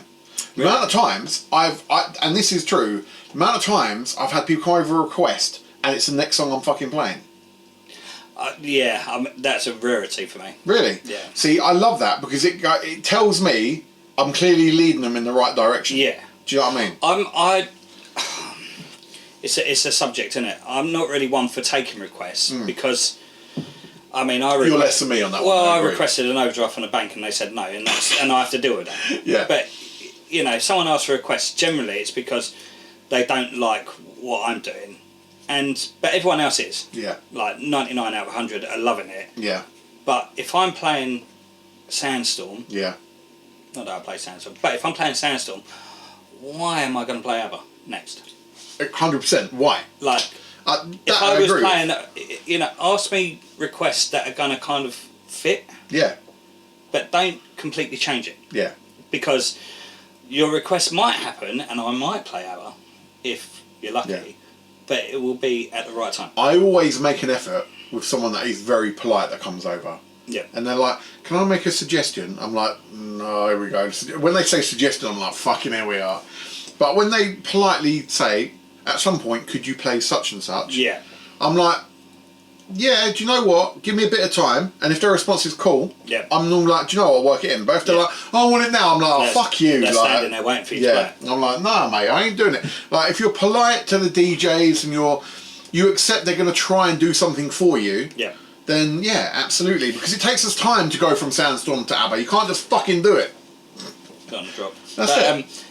Like, again, back in the day when we used to take requests, yeah. They used to write them on a bit of paper, yeah. And I used to have a stack of paper next to me, 100%. like loads and loads of songs in it. And all I'd do is just go through them and go, that would work now. Yeah. That would work now. Yeah. And I'm filtering through their selection. Yeah. But just in my way. Yeah. And that's the way it should be. But they don't want it. No. Because at home on Spotify they can press that button, that's the song they're going to get. And I just go, well, do you know what? If you want to listen to all of the songs you want to listen to before you come out, do it. Yeah. And then come out and party. I don't understand why people don't trust DJs. I get why, because some DJs are shit.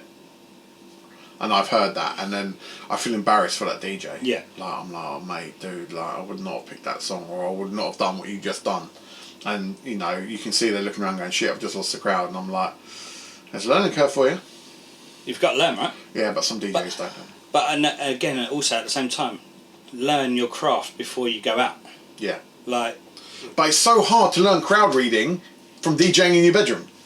Yeah, but then go out and, like, so again, before I started at Icon, like, I was working in the Punch Bowl, I was just doing a little short set. Yeah, they're the ones that are important to learn. Yeah, but I was still learning how to mix records for about 5 years before getting a gig at the Punch Bowl. Yeah. Like, why do these people think, oh, I've got a music section, I've got a controller, I can now take your job? Yeah. Like, and what annoys me, and what does me for mental health, is that owners will get rid of you for that person, and then 3 months later they want you back. Yeah, that pisses me off. Yeah. You know, and you put me in financial pressure. Yeah. And don't get me wrong, you can find a DJ, you know, any type of DJ you want, you can find, whether they're cheap, whether they're genre specific on certain things, but you don't realise that you have a good DJ until they're gone. You really don't. I've worked in venues and I've seen them die because I've no longer been there. and I take that as a compliment. But I'm also like, why didn't you just fucking listen? Like, it's that whole grass is greener, isn't it? On the other side. Absolutely, and one of the best grass green stories is they then replaced me with Matt Birchall. Where was that? Ember.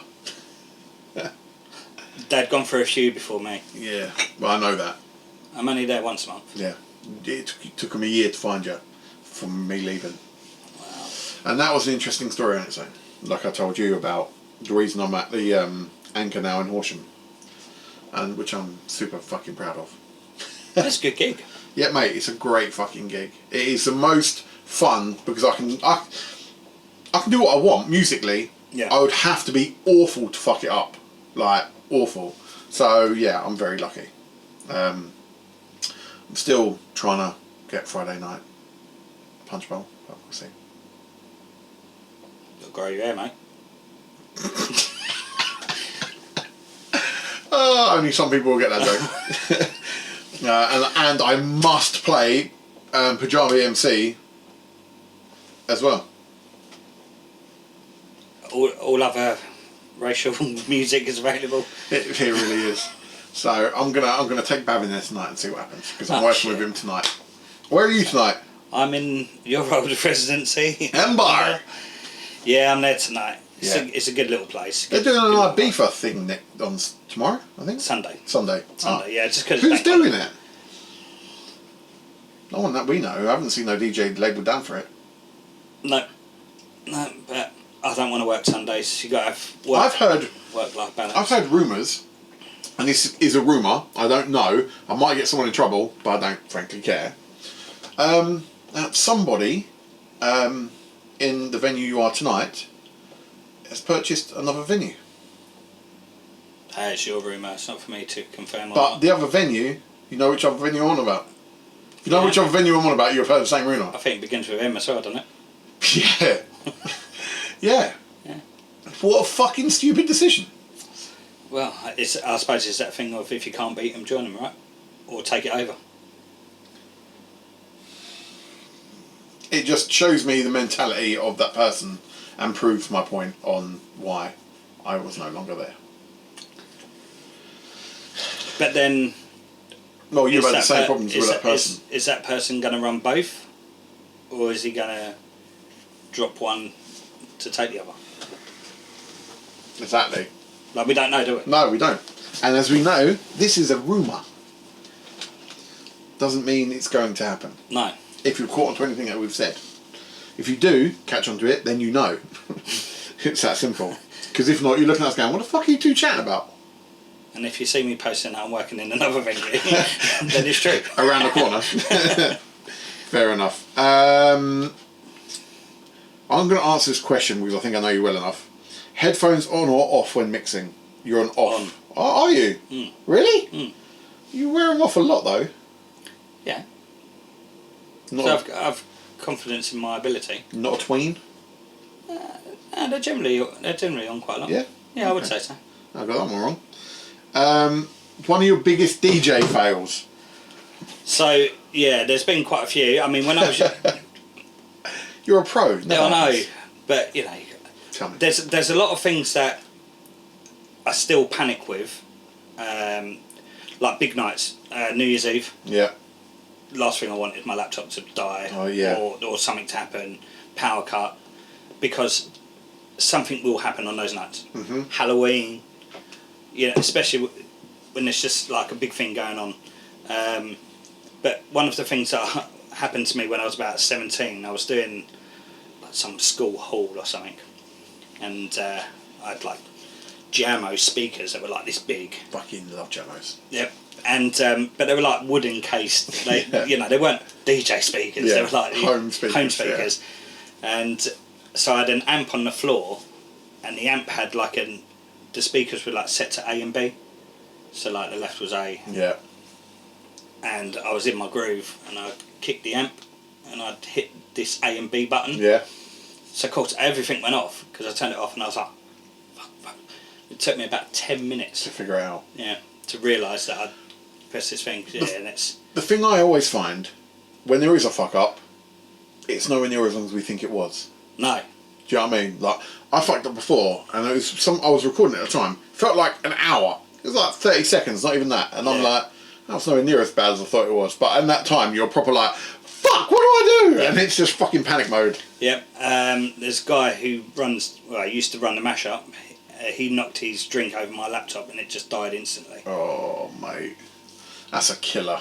It killed my laptop. Yeah. Yep. What about the time you left your laptop in the rain? Don't drink, kids. No. That was... I remember this next day. It wasn't raining at the time. No. True. Yeah, it went. You're right. Just left it on the side and it rained overnight. It did. And then you were like, oh, yeah, fuck my laptop. You know, it still works. I'm not gonna lie, that laptop, they were fucking solid. 2012 Mac, I gave it to the kids. 2012 Max, mate. Yep. Solid. Bav's still DJing on it. I'm like, how?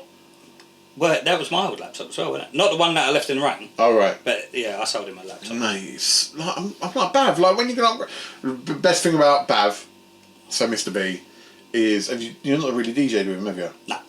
Mate, font size, fucking hell. Is it massive? Mate, my font size, I think is okay. I've had it smaller. I assume it's massive. Like you can't see. It could have been really small. Mate, like my font is tiny, and I've had to grow it because for him. What are you talking about? Font. And I just remember him looking over going, Ruggs, how the fuck can you see that? I looked at his screen and it was like, bam! I was like, fucking hell, man, what the fuck's going on? You see 3 songs He's got yeah, 3 songs. He's like got an old people font. I'm like, fucking damn. Bless him. Oh, mate, I just laugh at him. He's fucking great fun to work with. He's a nightmare at times in terms of... Last week, I said, fuck it, let's have a drink tonight. And I thought he'd be like, no, I've got to be up early. Yeah, it's fine, let's fucking do it. I'm like, oh, I shouldn't have said that. No. And then, because he's been influenced by Marlon for years, says, alright, let's do fucking Jaegers. I'm like, fucking hell. So, but he's, do a house set with him one time, you'll love it. Okay. He absolutely loves his house. He's good at it too. I was doing reverse Jaegers the other week. What the fuck is that? For your bum? Yeah. Come out that way, so... Oh. No, it's I think it's like 4 shots of Jaeger and 1 shot of Red Bull. 4 shots of Jaeger? Well, so it's the shot of Red Bull's in the little glass, isn't it? Oh, fucking hell. Yeah. Oh, no. When was that? A couple of Saturdays ago. Were you working? Yeah, Medusa Bar. Who were you doing them with? Who was a bad influence? Brad. Yeah. Yeah, he can be a bad influence. I used to love working with him at Deja Vu. Yeah, he's naughty. Yeah. I didn't know I was doing him until afterwards. Yeah. So that's a bit strong. Yeah, I bet you were. I bet the first one you were like, whew. But you know, I like that social life. That's why I do enjoy having a drink. You know, everyone else is having a drink. Why can't I have a drink? That, mate, honestly, this is the only reason I still push my DJing now, because I remember in COVID being there on a Friday night and a Saturday night doing nothing, going, well, this is fucking boring. What? Oh, we're indoors. Yeah. Like, I've taken the odd Friday off and Saturday off, and I'm like, I could be getting paid instead of sitting there being bored out of my fucking head. Yeah. So it is, and as you get older, as you know, your circle of friends get smaller and you see them less. So it does become your only social time. It's become my social thing, so I My really friends look end forward up to it. killing themselves, so I'm getting really small. That's sad. It is sad. That is really sad. How, with that note, do you know how it affected the family? Obviously, I know it was never a fucking positive impact, but... No, I mean, the one family, unfortunately, 2 of the boys did it. Really? Yeah, like a year or 2 apart from each other. And that was really sad to see the family go through that. Mate, twice. Yeah. Fuck, that's... You feel so sorry for the parents. Yeah. Feel so sorry. You know, a lot of people that stay behind who haven't killed themselves, they say it's a selfish act of that other Absolutely, human. yeah. And I sort of agree, but I sort of also disagree. Because they clearly get to a point where they have run out of fucking options in their mind. I mean, at the end of the day, it's your life and you live your life how you want to live it, right? Yeah. Like, so we're all selfish in what we do. Yeah. We're selfish being here at 12 o'clock. Yeah. And we could be doing stuff with our families. True. Like, we always make selfish decisions, but, you know. I suppose it's down to whether you can live with it or not. Yeah. Yeah. if there's if there's no light at the end of the tunnel, unfortunately that's what gets to people, isn't it? It is, and I just hope that people. And why do you think mental health at the moment, everyone's trying to make it more aware for men? Why men specifically? I think like men have always wanted to be providers, right? Yeah. So as soon as they stop providing, they're kind of like they've lost their worth. Yeah. In that way. Yeah. If they're no longer needed, because I love the feeling of being needed. Yeah. I love when my kids need me. Yeah. And there'll be a point where they're all grown up and they won't need me. Yeah. Well, you say that, you'd be surprised. I'd be like, Dad, can you fix this shelf for me? And you'd be like, I'm on it. Yeah. I'll be bloody 70 odd years old. Fucking will be. So, wait till your granddad, Matt. Whew. That might not be far off. You never know. She's going out clubbing soon. That's my point.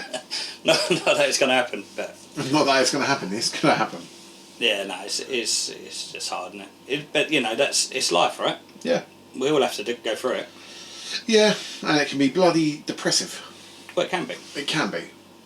But with everything, you've got to find a positive with a negative. It is, and it's finding individually. It's that, and yeah.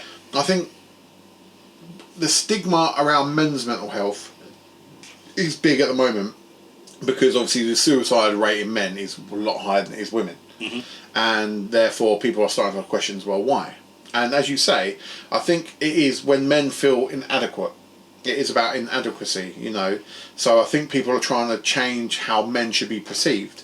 However, you can try all you want. I think there's always going to be a stigma around men are the providers. Yeah. Like, whether you're old school or not, I think it's naturally always going to feed down because that's always the sort of way it's been. And you can, you don't have to be the stereotypical side of it. You can believe in what you want. But I'm with you on this, If I feel I am not providing my family with what I think they should have, and I'm not supporting, for example, my wife in the right way, I then question me. So therefore, what am I doing wrong? And if I can't change that, I become useless, and then you start asking questions, what's the point of fucking being it? And I get how people get to that point. But, as you say, it's then about finding, well, how can I not be useless?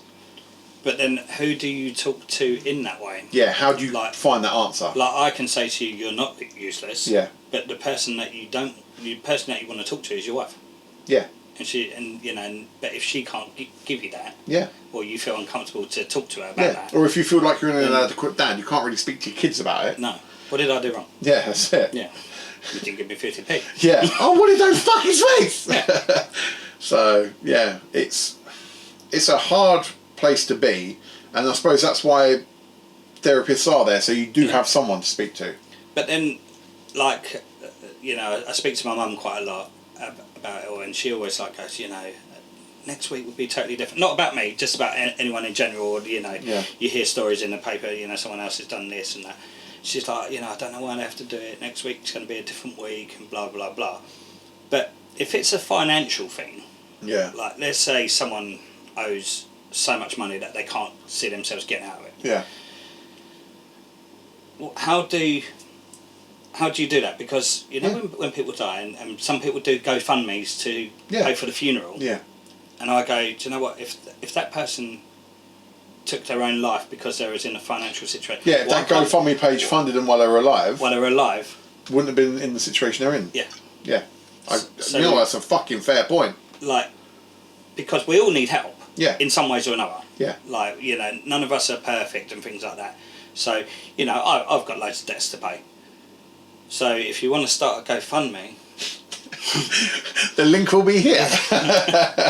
But that's the only thing I see. If people split up in relationships and they feel worthless, then that's obviously their reason. But if people do it for financial, and it's not like, I suppose it's like begging in a way, isn't it? Yeah. But no one wants to be seen as a beggar. No, absolutely not. So that's why they don't talk. Yeah, and I think that's why it affects more financial element. I think affects men more because being the provider, therefore technically you should be the one bringing in the money. Yeah. And if you're not, or if you're, then you question yourself. And I think you're right. Like, let's start a GoFundMe. Yeah. My bank account, though, not his. Not, it won't go to me. It will go to mine charity. Yeah, but I need it. Well, you'll have to come an ambassador or something. Okay, yeah, I'll do it. We've raised money for mine before, haven't we? Yeah, that is true, actually, yeah. But we could... I think we could do something. Don't know what. But I agree, like, it is... If people had... Like, it's always the same when someone dies, oh, I wish I was there for blah, blah, blah.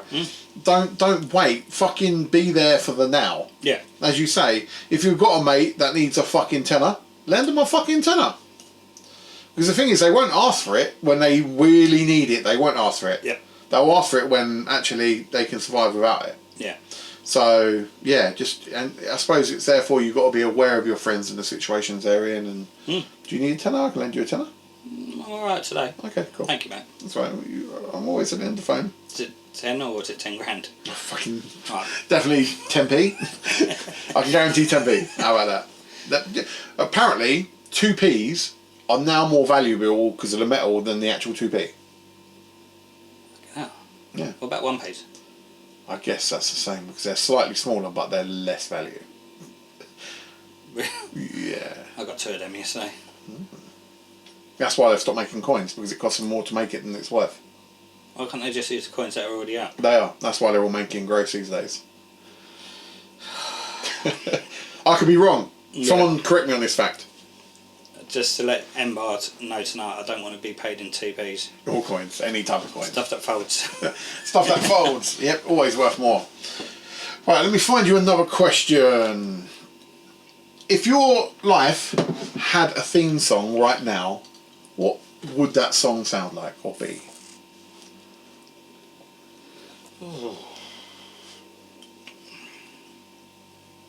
Can we just go morbid and say always look on the bright side of life? Absolutely. There you go. Yeah.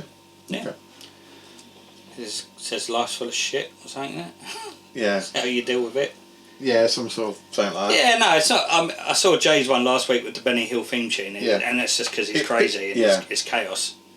It's just a lot of running around. But yeah, for me, I have quite a lot of spare time in the day, so it's just like just always look on the bright side, really. Always looking on the bright side of life. Good shout. I'm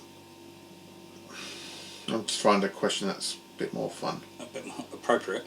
Yeah. What things help you when your head's not right at the moment? So when you're having days where your mental health is struggling, maybe not to the degree where you're questioning your life, but you're just like, fucking it's shit at the moment. What do you do, or what helps you? I mean, I'm quite good at I have my kids 3 days a week. Yeah. For 3 solid days as well. So that's quite nice. That so keeps you mentally active. Yeah, and then during the next 4 days, I focus quite a lot on music, comedy side of things. I love a comedy show. Yeah. So just things that make me laugh, and even if it's terrible stuff, like dark humour. Oh, Matt has a unique sense of humour. Sometimes you do get random videos. Do you want to hear a joke? Go for Am I it. allowed to say a joke? Yeah, you can say a joke. Um, Might offend someone, but let's do it. okay. How does a gay horse greet you? I don't know, Matt. How does Hey. Oh dear. That's a mellow joke for you. That's quite alright, isn't it? Yeah, yeah. Watershed time. Yeah, that's it. True, true. You want more jokes? DM him. Absolutely. He loves it. I do like them. Yeah. But they're silly things that make me laugh, My kids are getting a little bit older, so they send me stupid stuff. Yeah. And I'm, and that's what keeps me going. Yeah. I think humour Yeah. is a huge upliftment. Absolutely. And music, like I said with Jay last week, music changes moods. Yep. What is your go-to genre of music other than disco? Soul. Soul. You love a bit of soul. 80s soul. 80s soul. Love it. That's a good vibe. Do you listen to that on the way home from a gig? Or what do you listen to on the way home from a gig? Usually Talksport. Do you? Yeah, just anything with no music. I'm surprised you've not given up on that. What, on Talksport? Yeah. I love listening to Arsenal being crap. Yeah. Oh yeah, because Tottenham are so much better right now. Come on, let's talk Tottenham. Yeah, but we know we're crap. Yeah. Are you going down? No. You're not? No. Ooh, you know who's going to save you, right? Who? West Ham. Arsenal are going to save you from West Ham. Yeah. We're going to beat them for you, and that's what's keeping you up. It's true. Yeah. Absolutely. Is that the final game? No, second to last. You don't come out of London, do you? Until you've got Burnley. They're all at home, and we've got Burnley as our last game. Yeah. Yeah. So we've all got derbies. It's going to be fun. So yeah, you should figure out he's a Spurs fan. Someone's got to be, right? Well, you could choose not to be. Could do. Why are you? I support Crawley Town, but they're going down as well. They fucking are. It's such a shame. I'm actually gutted about that. I really am, because they were fucking flying last season. Well, not well enough, because they still went down. Yeah. But the fact that they were in that division and now they're going to be in the fucking non-league again, it's fucking depressing. Yep. It's a shame. They'll be playing against Worth School, won't they? They'll be like one league above Three Bridges. Is it one league above? I think 1 or 2, yeah. So it's like, mate, if Three Bridges overtake now, move out of the stadium. Terrible. Yeah. Absolutely terrible. It's a mad one. So, but football is very much like mental health. Very up and fucking down. And Was you happy with your result on Wednesday? I weren't unhappy. You'd have taken a draw at the beginning of the game, though, right? I think many of us would have. Yeah. Like going back to the Emirates 0-0, like. Or 1-0. Yeah. Yeah. Whatever it may be. I thought it was either going to be a draw or it was going to be a fucking thrashing, one or the other. What, they beat you? Yeah. I thought it was going to be 3-0 to them. That's what I predicted. Well, there you go. So you should be happy then, shouldn't you? Yeah, exactly. I'm not unhappy. What I'm unhappy with is the whole fucking... It's been all season, the whole VAR situation in football, full stop. They need to sort it out nationally and internationally. Sport at the moment is fucking... Football is fucking dire when it comes to refereeing. What I want them to do, and I've been saying it for years, is... do you ever watch tennis? Yeah. So tennis have like VAR and that. Yeah, and they can right? call it, But can't they can call it. Yeah. If they get it wrong, they lose a call. Yeah. And they can call it, what, 3 times a Yeah, set? yeah, something like that, yeah. Right? So give them 2 calls per half. Yeah. If you get the And right call, yeah. you keep your 2 calls. Yeah. And if you get it wrong, you lose one down. Yeah, I agree with that. Absolutely. Like, let the referee the game. But if you're really adamant that something happens, you choose to go to the VAR. choose it, Yeah. and then do it. Because, you know, as they with the penalty the other day, in my eyes it was a penalty, right? But VAR stepped in and said, no, it's not. I think when they're changing a decision, they should have to justify it. Because, yeah, okay, you don't think it's a penalty, why? Yeah, otherwise you might as well just have cameras on every part of the pitch, and the guys in that Stockley Park sitting there going, yeah, they ref oh, it. have you seen that on the left? Yeah, that's it. Let's pull it back now. Yeah, exactly. There's no point having that actual referee. Might as well be VR referee all the fucking time. And it always seems to be on the ball. Yeah. Like what they look for, they don't look at the off the ball stuff. Yeah. So. And then also, what was wound me up a little bit was how UEFA have a different handball rule than the Premier League. Yeah. It's football, right? Yeah, what's the point? Yeah. Now, what is the point of it being different? Yep. Fucking stupid. That's like me going into Angelique and playing trance, isn't it? I would love to see if that went off. I reckon we could time that well. I reckon we could get you on a little trance set. Right. Like a quick 20 minutes, bam. About 4:10 tonight then, yeah? No, I reckon 11:45. No, not feeling that. How do you deal with big come downs after a big night? Generally I go to sleep. Yeah. Do you have problems sleeping? Do you ever struggle to wind down after work? Used to, Yeah. but not now. Not now. Not now, now I'm absolutely shattered now. We're at an age where we just want to sleep. Go to bed. Yeah. I mean, I always watch the same TV programme, so maybe I'm just bored of that and it just puts me to sleep. Okay. Yeah, I normally put something on that I know I'm not going to want to watch and have it in the background and then fall asleep. Brooklyn Nine-Nine. No, never watched it. Netflix, good. Okay. It's funny. Good. That police. Okay. But yeah, so literally as soon as I put it on, sometimes I don't even get past the titles. Yeah, that's I'm good. just gone. That's good. You've got a routine. Yeah. Yeah, I think routine is really important. Or watch Arsenal. Well, that don't really send me to sleep. That gives me anxiety. I mean, when I get home on Saturday nights, like Sunday mornings, I'll put Match of the Day on. So do I. And I'm like, I really want to watch this, and then I'm gone. Yeah, me too. I wake up in the morning and go, damn, go watch it again. Yeah. I'm the same. I'll see a result and I'm like, you know what? I'm watching Match of the Day. Yeah. And then, I don't ever survive it. Ever. DJing or 9 till 5 for your mental health? Which one's best for your mental health? For me, at the moment, it's DJing. Yeah? Like, don't get me wrong, I'm starting a 9 to 5 job soon. well, it might not be 9 to 5, but it's going to be Yeah, a bit more of a day job. And that's just because I don't really know how long I've got left to do this. Yeah. I mean, I'm trying to save up money and move to Thailand and start a farm and buy tractors and stuff like that. But, oh, you're such a fucking... I'm tagging him in it. I'm tagging him. I'm clipping that straight to him. Dad, if you can see me, I'll come and see you. But no, it's just... I don't, realistically... No, I think you fucking should now you've said that. Well, okay, I'll try. You can be his neighbour. Yeah, maybe Marlon can book me once a year. He ain't even in the country himself. That's more than what he ever booked me. Once a year. Oh, mate. No, it's just, realistically, I said it ages ago. I was like, when my nieces and nephews start going out, then I'll probably give up. Yeah. Them bastards are now 32. Well, as we were saying earlier, you make a good point. These DJs, like you said, like who's overtaken us as DJs? Like, who is the next generation to DJ? And back to that point... I bet Hammy. Hammy's good. Octopus. Okay. Yeah, he's good. Liam. Yeah. Like, the problem is, and I've seen it from many angles, but the problem being is, these DJs that are trying to come in and establish themselves, they're very limited on when they can do that. Because back in the day, there was a lot of venues, so you had lots of opportunities to try different things. Yep. Now we've got less venues, you get less opportunities to try things. You're lucky if you get given a bank holiday to try something. Yeah. You're lucky if you're given an hour somewhere instead of a resident DJ, because the venues can't afford to fuck up an hour because that's their money. Yeah. So it is harder for DJs to get opportunities. But when these DJs do get opportunities, they need to understand this doesn't mean you've made it.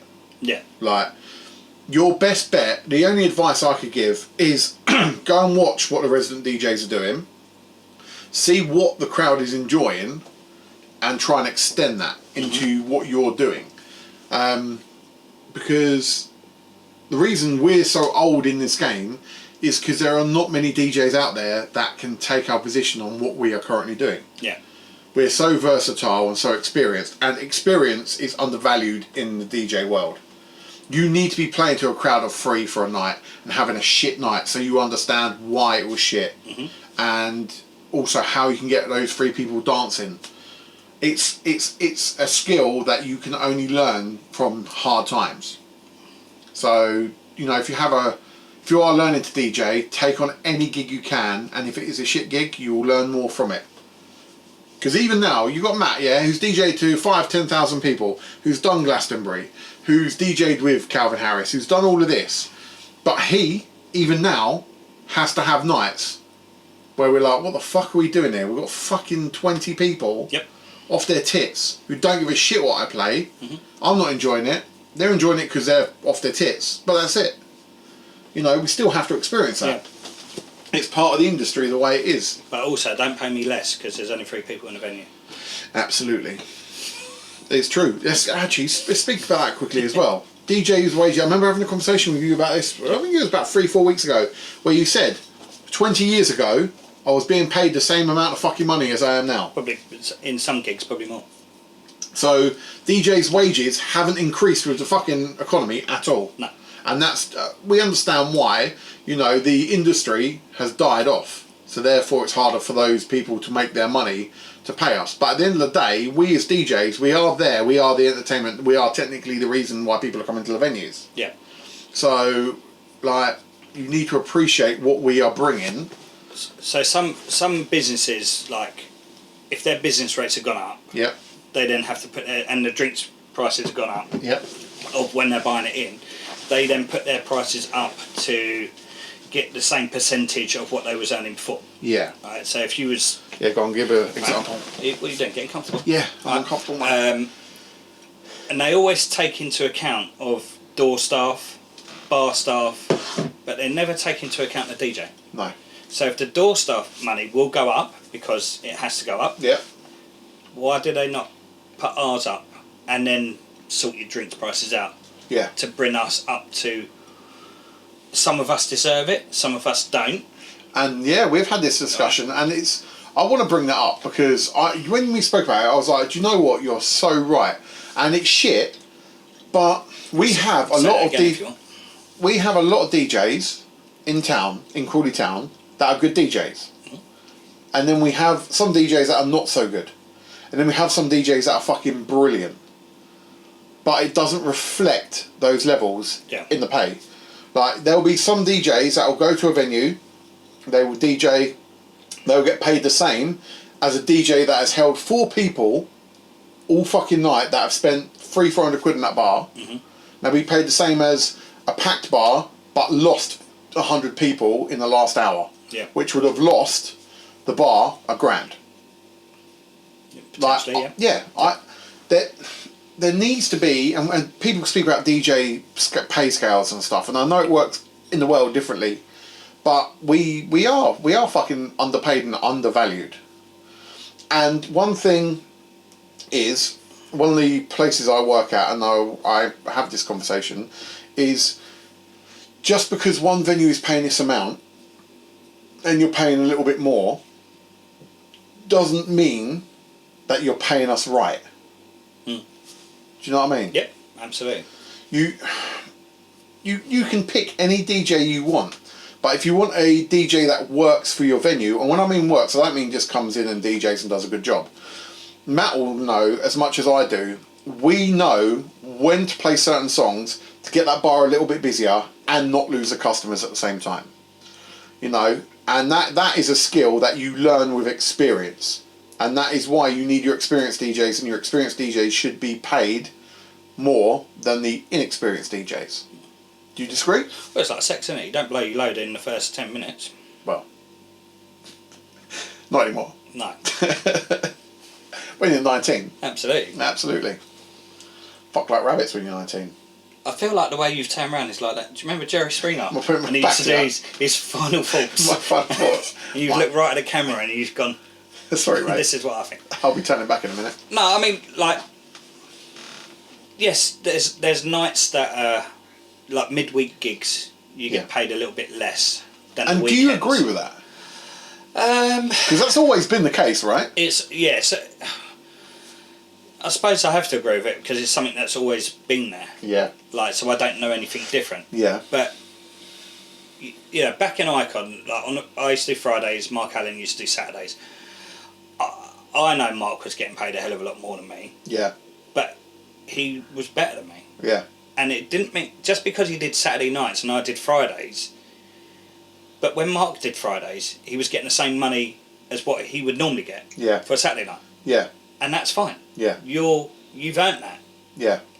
So why does a new DJ like come in stripes, and get my money? Yeah. Or why do I have to lower my money because that's what you want to pay someone else? Yeah. Right. And that's the thing. If you've got a budget as a bar, this is all we can pay for a DJ, then you've also got to understand you're limiting yourself to the type of DJ you're going to get. Yeah, but then that's down to me as the DJ whether I want to take that gig or not, isn't it? Yeah.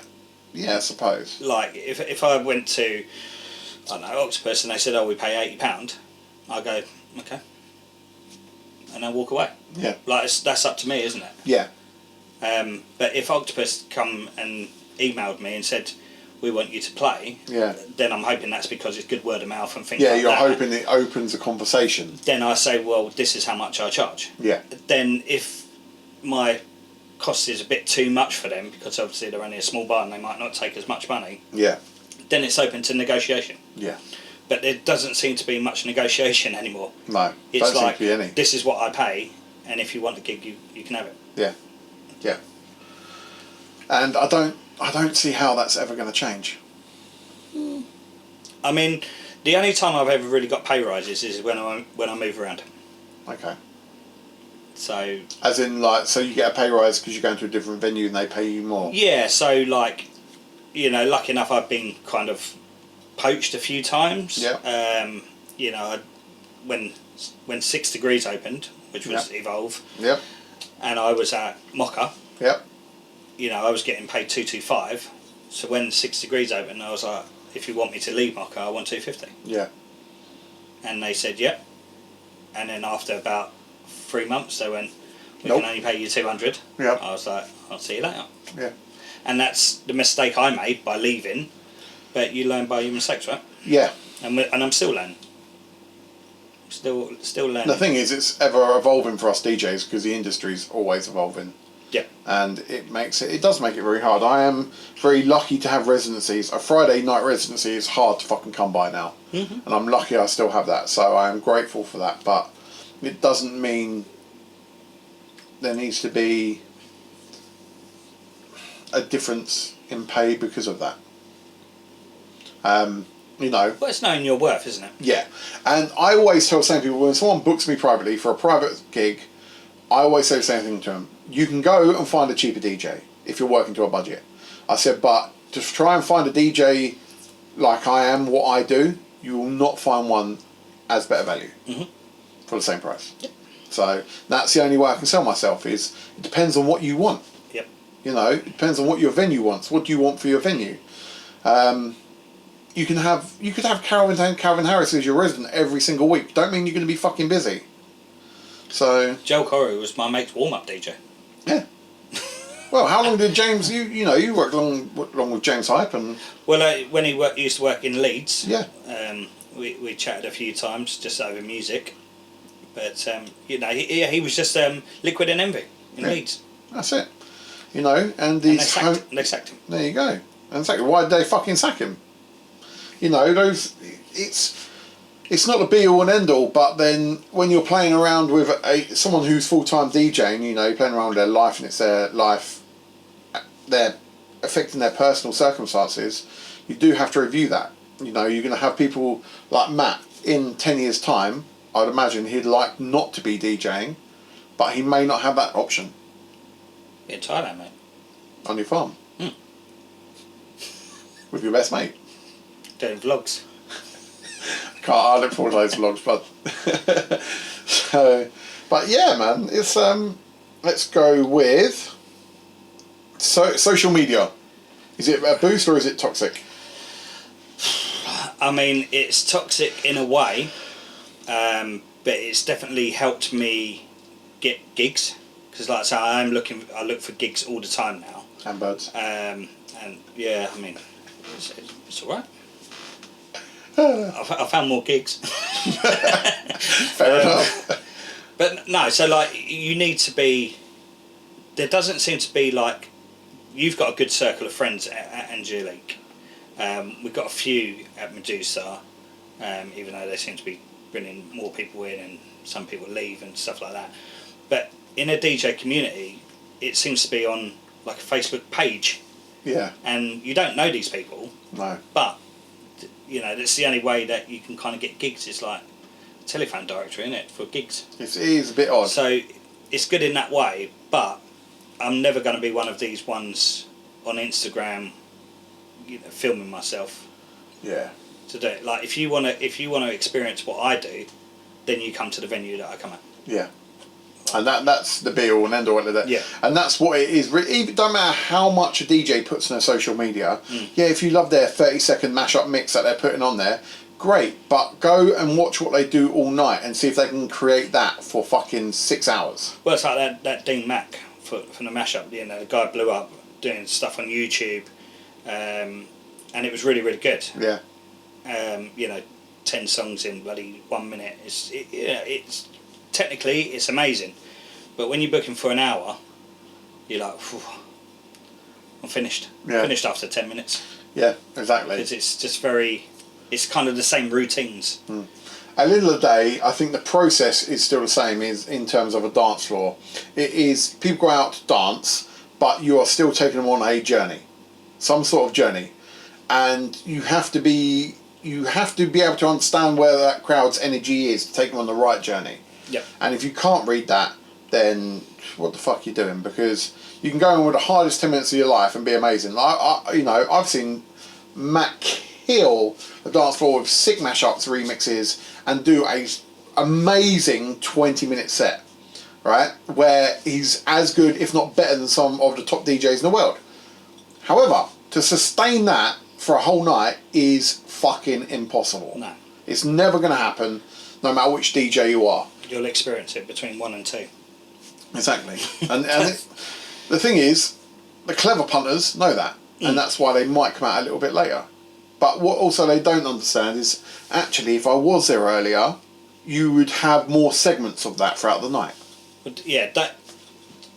Just because something happens at 12 o'clock or 1 o'clock doesn't mean to say that 10 o'clock's just not as good. Yeah. Because at 10 o'clock, I'm sort of like playing stuff that no one really hears, and that's when you go, oh, I like that tune. Yeah, absolutely. Those tracks. That's when we used to play our promos. Yeah, absolutely, mate. I would agree with that.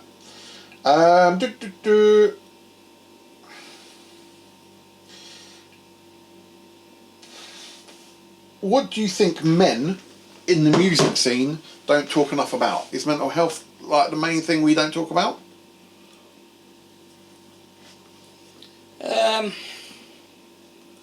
Or is there something like issues like what do you think we don't get together too often? Men in general, or just men DJs like us? Go with men in general to start with. So when you get together socially, I think like for me, I've gone to see me mate. Yeah. Not to drown me burdens on him, otherwise he might not want to see me again for a little while. Don't want to depress him. But just want to have a nice time out, don't you? Yeah. So you don't want to bring it on a downer straight away. Yeah.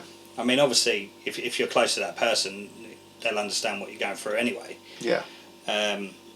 But yeah, just I suppose in a way you go out to take your mind off things. Yeah. So why would you bring it back up? Okay. Yeah. Because you're obviously sitting indoors, pondering on it, but then when you go out, and sometimes what you're going through in life, and you bring it up with your friend, he might start saying stuff, and you go, oh, actually, you're dealing with maybe potentially a lot more than me. Yeah. So and that's in some ways a bit of a coping mechanism with it. Yeah. Do you feel? Are you as a human being, you individually, are you quite an open person? No. No? No, I don't think so. No, I do bottle quite a lot up, because sometimes if I say the wrong thing, someone's taken it completely out of context. Yeah. So I do keep myself to myself. Okay. A lot. Okay. I do say stuff, but I always think of what impact it could have, even if it's meant to be in the right way. Even if it's to help you? Yeah, because I just deal with it my way. Okay. And your way of dealing with it is? Being quiet. Sad, isn't it? Yeah, mate, it is. It is sad, but I understand that. So what would stop you being quiet? So it would probably have to get to the really dark place again. Yeah. I'd really have to sit down and... So you've got to get to a point where it has to come out, or... Yeah. For me, there's probably not like a build up to it. It's got to be there or not there. Kind of thing. Okay. So even now, it's quite rare that we're having this conversation. Yeah. For you. Yeah, you just got me drunk and... I haven't got you drunk. You've got 2 bottles of beer. I know you can handle your beer. However, I would like to say, Matt contacted me. I did. And said, I would like to take part in this. So I thought, absolutely, why not? I don't know Matt on a deep, deep level. We've had conversations in the past about him and his personal life and stuff, and I would always like to think I'm always here for a chat with him if he ever struggles. However, even now, as you say, you still keep quiet about things. Yeah, and obviously after watching last week's pod, I was like, maybe that is my time to then open up a little bit. Yeah. And obviously I haven't really fully opened up, but it's been enough. On that note, have I got to open up? Yeah. What do you want to open up about? There you go. So, you say that, and that is interesting, that even now, you feel like you've not fully exposed yourself. Well, Don't fucking expose yourself. The people that know. Yeah. So, would they want to hear it? Would it call? And that's where I didn't think about and then that side question, of things. would it change anything as well? Yeah, and obviously Mum's a big part, and she knows what I've gone through. I think on a men's mental health side of stuff, I think mums are fucking crucial. Yeah, absolutely. Like, I don't know too many people that have grown up without mums, but if you've got a mum in your life, from a male perspective, I think mums are fucking crucial for your mental health. Well, 'cause your dad would probably just tell you to man up and... And that's an era thing, isn't it? Yeah. Yeah. Absolutely. How do you deal with... Because obviously you've got girls. Yep. And obviously we are talking about men's mental health, but how do you deal with them if they come to you with problems? That's one of the hardest things of being a dad with girls is they don't. Okay. And it's like you really have to real push them. Yeah. To the point. There's lots of girl things that happen with their bodies when they're growing up and things like that, and I don't really want to know about it because I can't give them any advice. Yeah. Because I've no idea what's going on. Yeah. So there's a lot of things that they're not going to tell me. There's obviously if they get boyfriends, they're not going to tell me because they don't want me to do anything. Yeah. So yeah, it's. But I'd rather have girls than boys. Yeah. Yeah. Like for me, I've got 3 really good children, so I'm blessed with them. So I'm quite happy. You have brothers. 1 brother, yeah. Do you ever spend time with him and talk to him about stuff? No. Is it not that type of relationship, or? Like, so he's 7 years older, so when he was sort of 16, I would have only been 9, so yeah. We would never really hang out that time. It was probably when I turned 18, sort of like was driving and things like that we got a bit more closer. But then when you start getting 18 and you start your own little family, don't you? Yeah. So then you start spreading apart again. But when we see each other, we're absolutely fine. But because we don't see each other enough, it's not really. Yeah, you don't get on a personal level. You don't get that. Yeah, you don't get that deep. Okay. Do you wish you would, or is it a relationship you'd like to develop, or is it something that it is what it is and you're happy with it? Yeah, I mean, I don't think there would be if I said to him, is there anything wrong? I don't think he would hold it. Yeah. He would hold the. Yeah. Were talking to me. And I feel like I could talk to him. I mean, like when I split up with my wife, yeah, he was there in that way because he had gone through sort of similar stuff, but. Yeah. His was a bit different because he didn't have kids. Yeah. So he didn't really understand. He knew what was going on at the time. Yeah. But he didn't know how it was going to affect me later on. Yeah. But yeah, so it's. I know he's there if I want it. But it's just. Yeah. But then sometimes, like when you have people like Mind and the Samaritans, you're talking to people that you don't know, right? Yeah, and so it's great having that, but I think I know where you're going with this. Like, I would agree, it's hard to speak to people that don't know you. Yeah. Do you know what? I rang the Samaritans once. Yeah. And some little old lady answered the phone. Yeah. And she couldn't hear me. And it pissed me off that much. You just rage baited yourself. And I was like, what the fuck have I done? Fuck you! Yeah, honestly, it was so annoying. She was just like, I can't hear you. And I was like, I'm having problems. I don't read what did you say? And I was like, all of the problems I had kind of went out the window. So it's sort and I of was so stressed after that phone call. But yeah, bless her. Oh, just technology, isn't it? Bad line. That's the thing again. But the humour side of that's how I dealt with it that day. Yeah. I'm going, fuck, I ain't ringing Samaritans again. So you rang for help and got fuck all help. And, yeah. Mate, but that's actually a really good point. Like, if you ring someone for help and there is communication issues, like, as we know, if you've got a mobile tariff and you want to change something on it and you've got to ring someone and it ends up being someone halfway across the other side of the world with an accent you're just not understanding, it stresses you out more. So if you're ringing a service where you need help not to feel so anxious or stressed or angry, you need people on the other end who are not deaf. You kind of want someone that's been through it. Yeah. In that way. Yeah, you need experience, would be great. Yeah, but little old Jean on the other end of the line, and I'm like, Jean, like, come on. Mate. Tell me it's going to be alright, Jean. Yeah.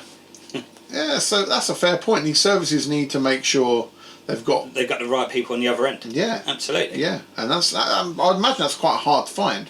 Yeah. Because the right people are going to want paying right as well. I was going to say that, but they're all doing it for in their own time for charity and stuff like that, aren't they? So, and that's it. And that's where, as you say, like the Samaritans or Mind Charity, that's why it's good to donate to these charities so they can afford these services to get better for everyone. Yeah, because let's say when I had that counsellor, and like she ring me up on like a withheld number, so I can call her at 12 o'clock at night.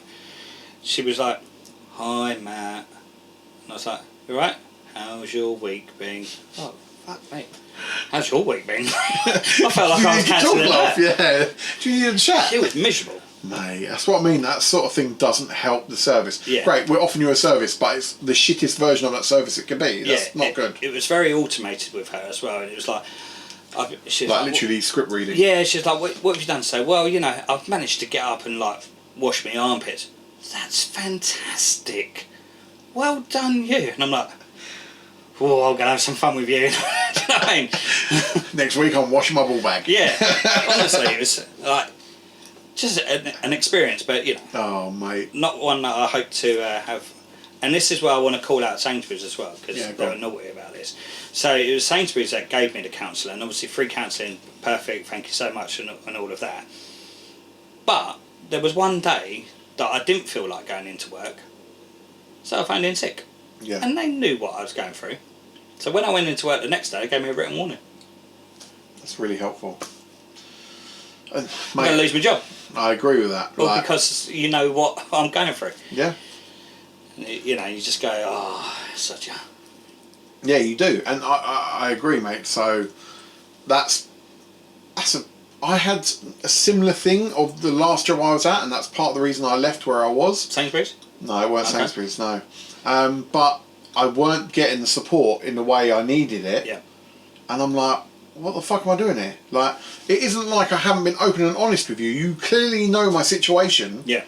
And yet your answer is, meh. And it's like, yeah, fuck you then. That's what I mean. I thanked them for setting me up with the counsellor and all of that. But then to go and make it more stressful when I went back to work after... Do you think that's down to stupid management or stupid company policy or... Yeah, I mean, they're probably following company policy. Yeah. But at the same time... they've got to deal with human beings and they should be dealing with it differently. Yeah. There should be allowances, and that's where you should know people on a personal level. Yeah, because they just work as like, oh, he's had 10% off of his week, so we've got to pull him up on it. Yeah. No, mate, you make a good point on that. And there'll be lots of people out there that have probably experienced that. Yeah. When actually what they need is for them to go, look, I understand what you're going through. Yep. Take your time, and we'll talk about this another time, sort of thing. And, from a managerial point of view, actually treat them as a human being. Because, they might be blagging a sick day, but on top of that, they might actually be, at the end of their fucking tether, thinking about doing something stupid. Yeah. And you could be the difference in them not. But that's it. So I worked for Sainsbury's for just over 14 months. And in the first 6 months, no absences, work on time, do my job, go home.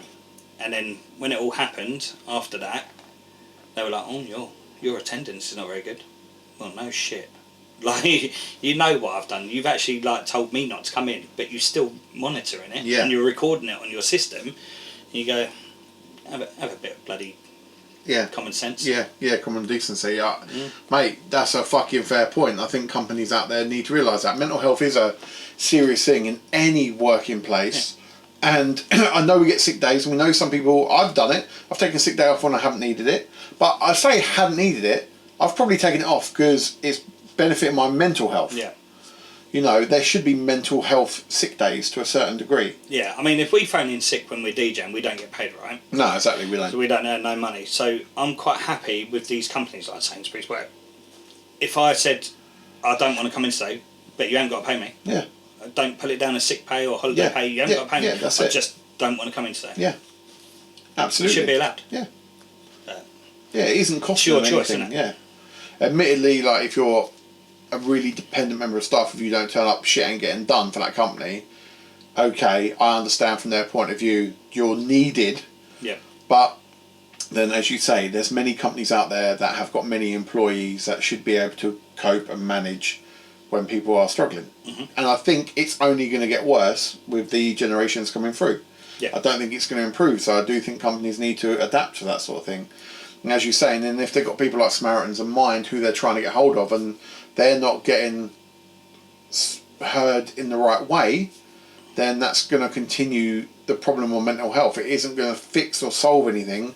The correct things need to be in place for it to be successful.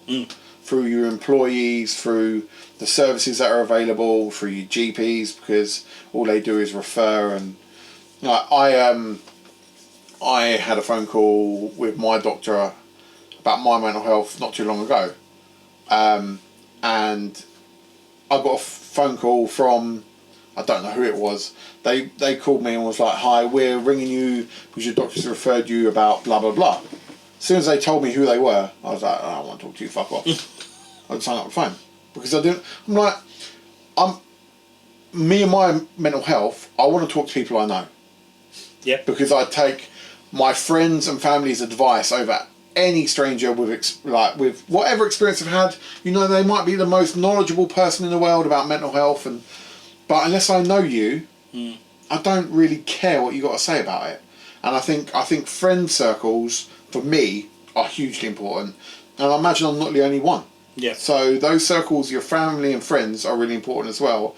And I think mental health needs to be educated within schools more, so people know how to support people better. Because I know I'm not going to go to Mind Charity or Samaritans before I go to currently my wife or my best mate. Yeah. You know, I'm going to go to them and have a beer and try and have a conversation with them, see if they've got any advice or can offer anything over a guy at the end of a phone.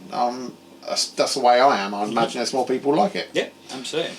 So, but I think the services need to reflect on themselves and they need to continue developing, and that's only going to happen through funding, which isn't going to come from the fucking government. Yeah. And sadly, it is all going to be charity based. And I mentioned it in Jay's last week. I genuinely feel mental health is a society thing, and we're the only ones that are going to be able to monitor it and help it progress as a society. It isn't going to be the government being able to progress it, or it is down to us as a group of people that if we need this service to develop, we're the ones that are going to have to put into it. Yeah. And I think that's going to come through charity work, through Like Mind and stuff like that. That's good. You agree with that? Yeah, absolutely, mate. Absolutely. Right, so I'm going to see if I've got any final questions for you, because we've been going fucking 2 hours. You've got record on? Yeah, can you imagine? Fucking hell. After 2 hours. Oh shit, we've got to restart. I know the answer to that question. Single, yeah? It was actually sleep or social life. Which one suffers more? Oh, Christ. I don't know. Probably social. Well, Yeah. for me, yeah. We are. I don't sleep much. Yeah. I don't sleep. I very rarely get more than 6 hours, but most nights it's about 4. But the social, because then I'm working at night. Yeah. And yes, We there's work people there. unsociable hours, don't we? But I'm not with my friends. No. It's very rare our mate will pop in and be like, "Hi, how you Yeah. doing?" Even then, they're normally out having a drink with someone and we're working. So I remember a friend of mine, I was DJing at a punch bowl in Crawley, and he said, "Oh, I'm going to come down." And I was like, "Look, I'm working at Crawley tonight, come out for a drink, blah, blah, blah." He was like, "Do you know what, I will. I'll come down and see you, I haven't seen you in a while." I was like, "Cool." And that was about 4 days before the gig. I heard nothing from him. I thought, "Do you know what, I'm not going to contact anyone. I've said if you want to meet up for a drink, blah, blah, blah." And out of the fucking blue, while I'm DJing, he fucking turns up, which I didn't expect at all. And it was the nicest thing because I completely forgot. And he was like, "I told you I was turning up." I was like, "Yeah, but I didn't fucking take it serious. Like, I haven't heard of you for like 4 days. Thought you would have texted me like, I'm still popping down, blah, blah, blah." And the fact that he just turned up, and knowing the job he'd done and the effort he went to as well, because he doesn't live local, I really appreciated that. He was working, and then he was in Crawley seeing family. He had to go all the way back to his place in Lewis to get changed, and then came all the way back to Crawley to see me. And for me, they're the type of people I'll make time for. People that make time for me are the people I really appreciate. Oh, you didn't put your headphones on and just carry on DJing? Oh, I did done that as well. But like, yeah, the fact that he was there just so that I had someone to chat to, because you know what it's like. Yep. In between mixes and stuff, yeah, you can either have a beer or it's nice just to have someone you can natter to. And I think that from a mental health side of DJing, I think is really important. I think I'm going to get to an age, a bit like yourself, where you're saying, how much longer is this going to go on for? I'm going to need someone that is maybe I'm mentoring, that I'm going to be pushing into what I'm doing, that can be there, that I can just chat shit to, and they can listen and learn. And might be my son, who knows? Might be your daughter, as in not for me, but for you. My son and your daughter? Well, no, it's you chatting to your daughter while she's out. No, that came across a bit wrong, a fucking bit weird. Anyway, hopefully you get my point. Yeah. But yeah, I could see, you know, my boys growing up, and you know, if they're alongside me, I think again that's a man thing. Having your son do what you do, if they can take it over and do it better, yeah, it's a bit of your legacy, which is quite cool. Well, these football players produce like good kids, don't they? Yeah, absolutely. Yeah. But thank you so much for coming down, Matt. It's been a great chat. I'm definitely tagging in Gordon. Okay. Yeah. Why did you say his name? It might not have been him. Was it not? Name the person, Matt. It's Gordon. Where is it? Geggs. It's Gordon Geggs. Make up a name. Thailand. Kim Jong-wee. Kim Jong-wee. Could be. You own a farm? Yeah. Yeah. Why not? Or a brothel? Oof. Don't know if I can afford that. Take the farm. Take the farm. Chickens are cheaper. Absolutely. Oh, mate. Well, I'm hoping the guests are still going to keep coming on here, local or beyond. I've got I've got one coming in, I think, on Monday. So when this goes out, hopefully I'm recording another one. I've got 2 or 3 others lined up, all at the moment quite local. I've got one guy who is, in my opinion, an international superstar. But some people don't view him in the same way as me, but I'm still getting him on. I think, yeah. And I'm hoping the more we reach out, the more people are going to see this, and the more people are going to want to get involved and tell us their story and their experience. Because I think talking about our experiences of mental health helps so many other people. And on top of that, it helps us get off our chest and blah, blah, blah. Absolutely. I hope it's been nice having a beer in the chat. If you don't get enough people in, then you can split this down to 6 sessions. Yeah. Yeah. True. Cut up 50 minutes long. This is the extended mix. The extended version. You can cut it down to the radio. I might get you to edit it. Yeah. I know you're very good with your editing skills. You can AI me out. But who would you replace yourself with? If they made a movie on your life, who would be the who would play you? I mean, some people have referred me to a bit of Brad Pitt. Yeah? Yeah. Okay. Well, they call me Brad Pitt. I don't know if they mean shit, but... Yeah, you've been calling your own slang, definitely. But Brad Pitt playing Matt Birchall. Oh, I don't know. Who's up and coming in Hollywood? Fucking no idea. I don't know. Andrew Garfield. Yeah. He's a shit Spider-Man, but he can play me. I could see this, yeah. You can see him behind the decks. Yeah. Not who was the guy? Oh, what was his name? He was in the film with Bad Neighbours. Zac Efron. Oh, okay. What do you reckon? Yeah, I'll take him. Yeah, did he do a DJ film? Done a Bartol film. He done a DJ film. Did he? Yeah. And I've never watched it because apparently it was fucking dire. Let me check this out. You can definitely play my life then. Zac Efron DJ film.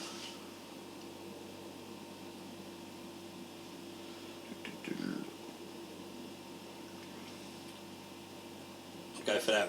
Is it Re-Siphons? Eyeball Paul? No. We Are Friends, it's called. It's from 2015. Zac Efron DJ movie. Featuring him as Cole Carter, an aspiring DJ in Los Angeles. Interesting. It's on Netflix. Okay. Check it out. There you go. That's what I'll be watching this afternoon. If it reflects your life, then... Los Angeles, cruelly. No, that's the thing. Have you got any exciting gigs coming up? Yes. lots of very exciting gigs. I'm still, and what's good is I'm still playing like new venues, like not new venues that they're new to me. Yeah. So I'm at the White Hart next week. In Crawley? In Crawley. Playing a bit more an older, but you know, I'm the same age as them now, aren't I? Mate, it pays the bills. No, I mean, I'm really looking forward to it because the one thing that I do like is like a bit of diversity, so I don't want to be playing the same stuff. So yeah, I'm looking forward to that one. That's the only thing I find keeps me saying DJing as well, is I can't play the same music night after night after night. I'm looking forward to playing a bit of like, maybe a bit of Motown, a bit of soul, maybe a bit of rock and roll. Yeah. Just different clientele. I am surprised Same you've what never it is. gone into the mobile side of stuff more.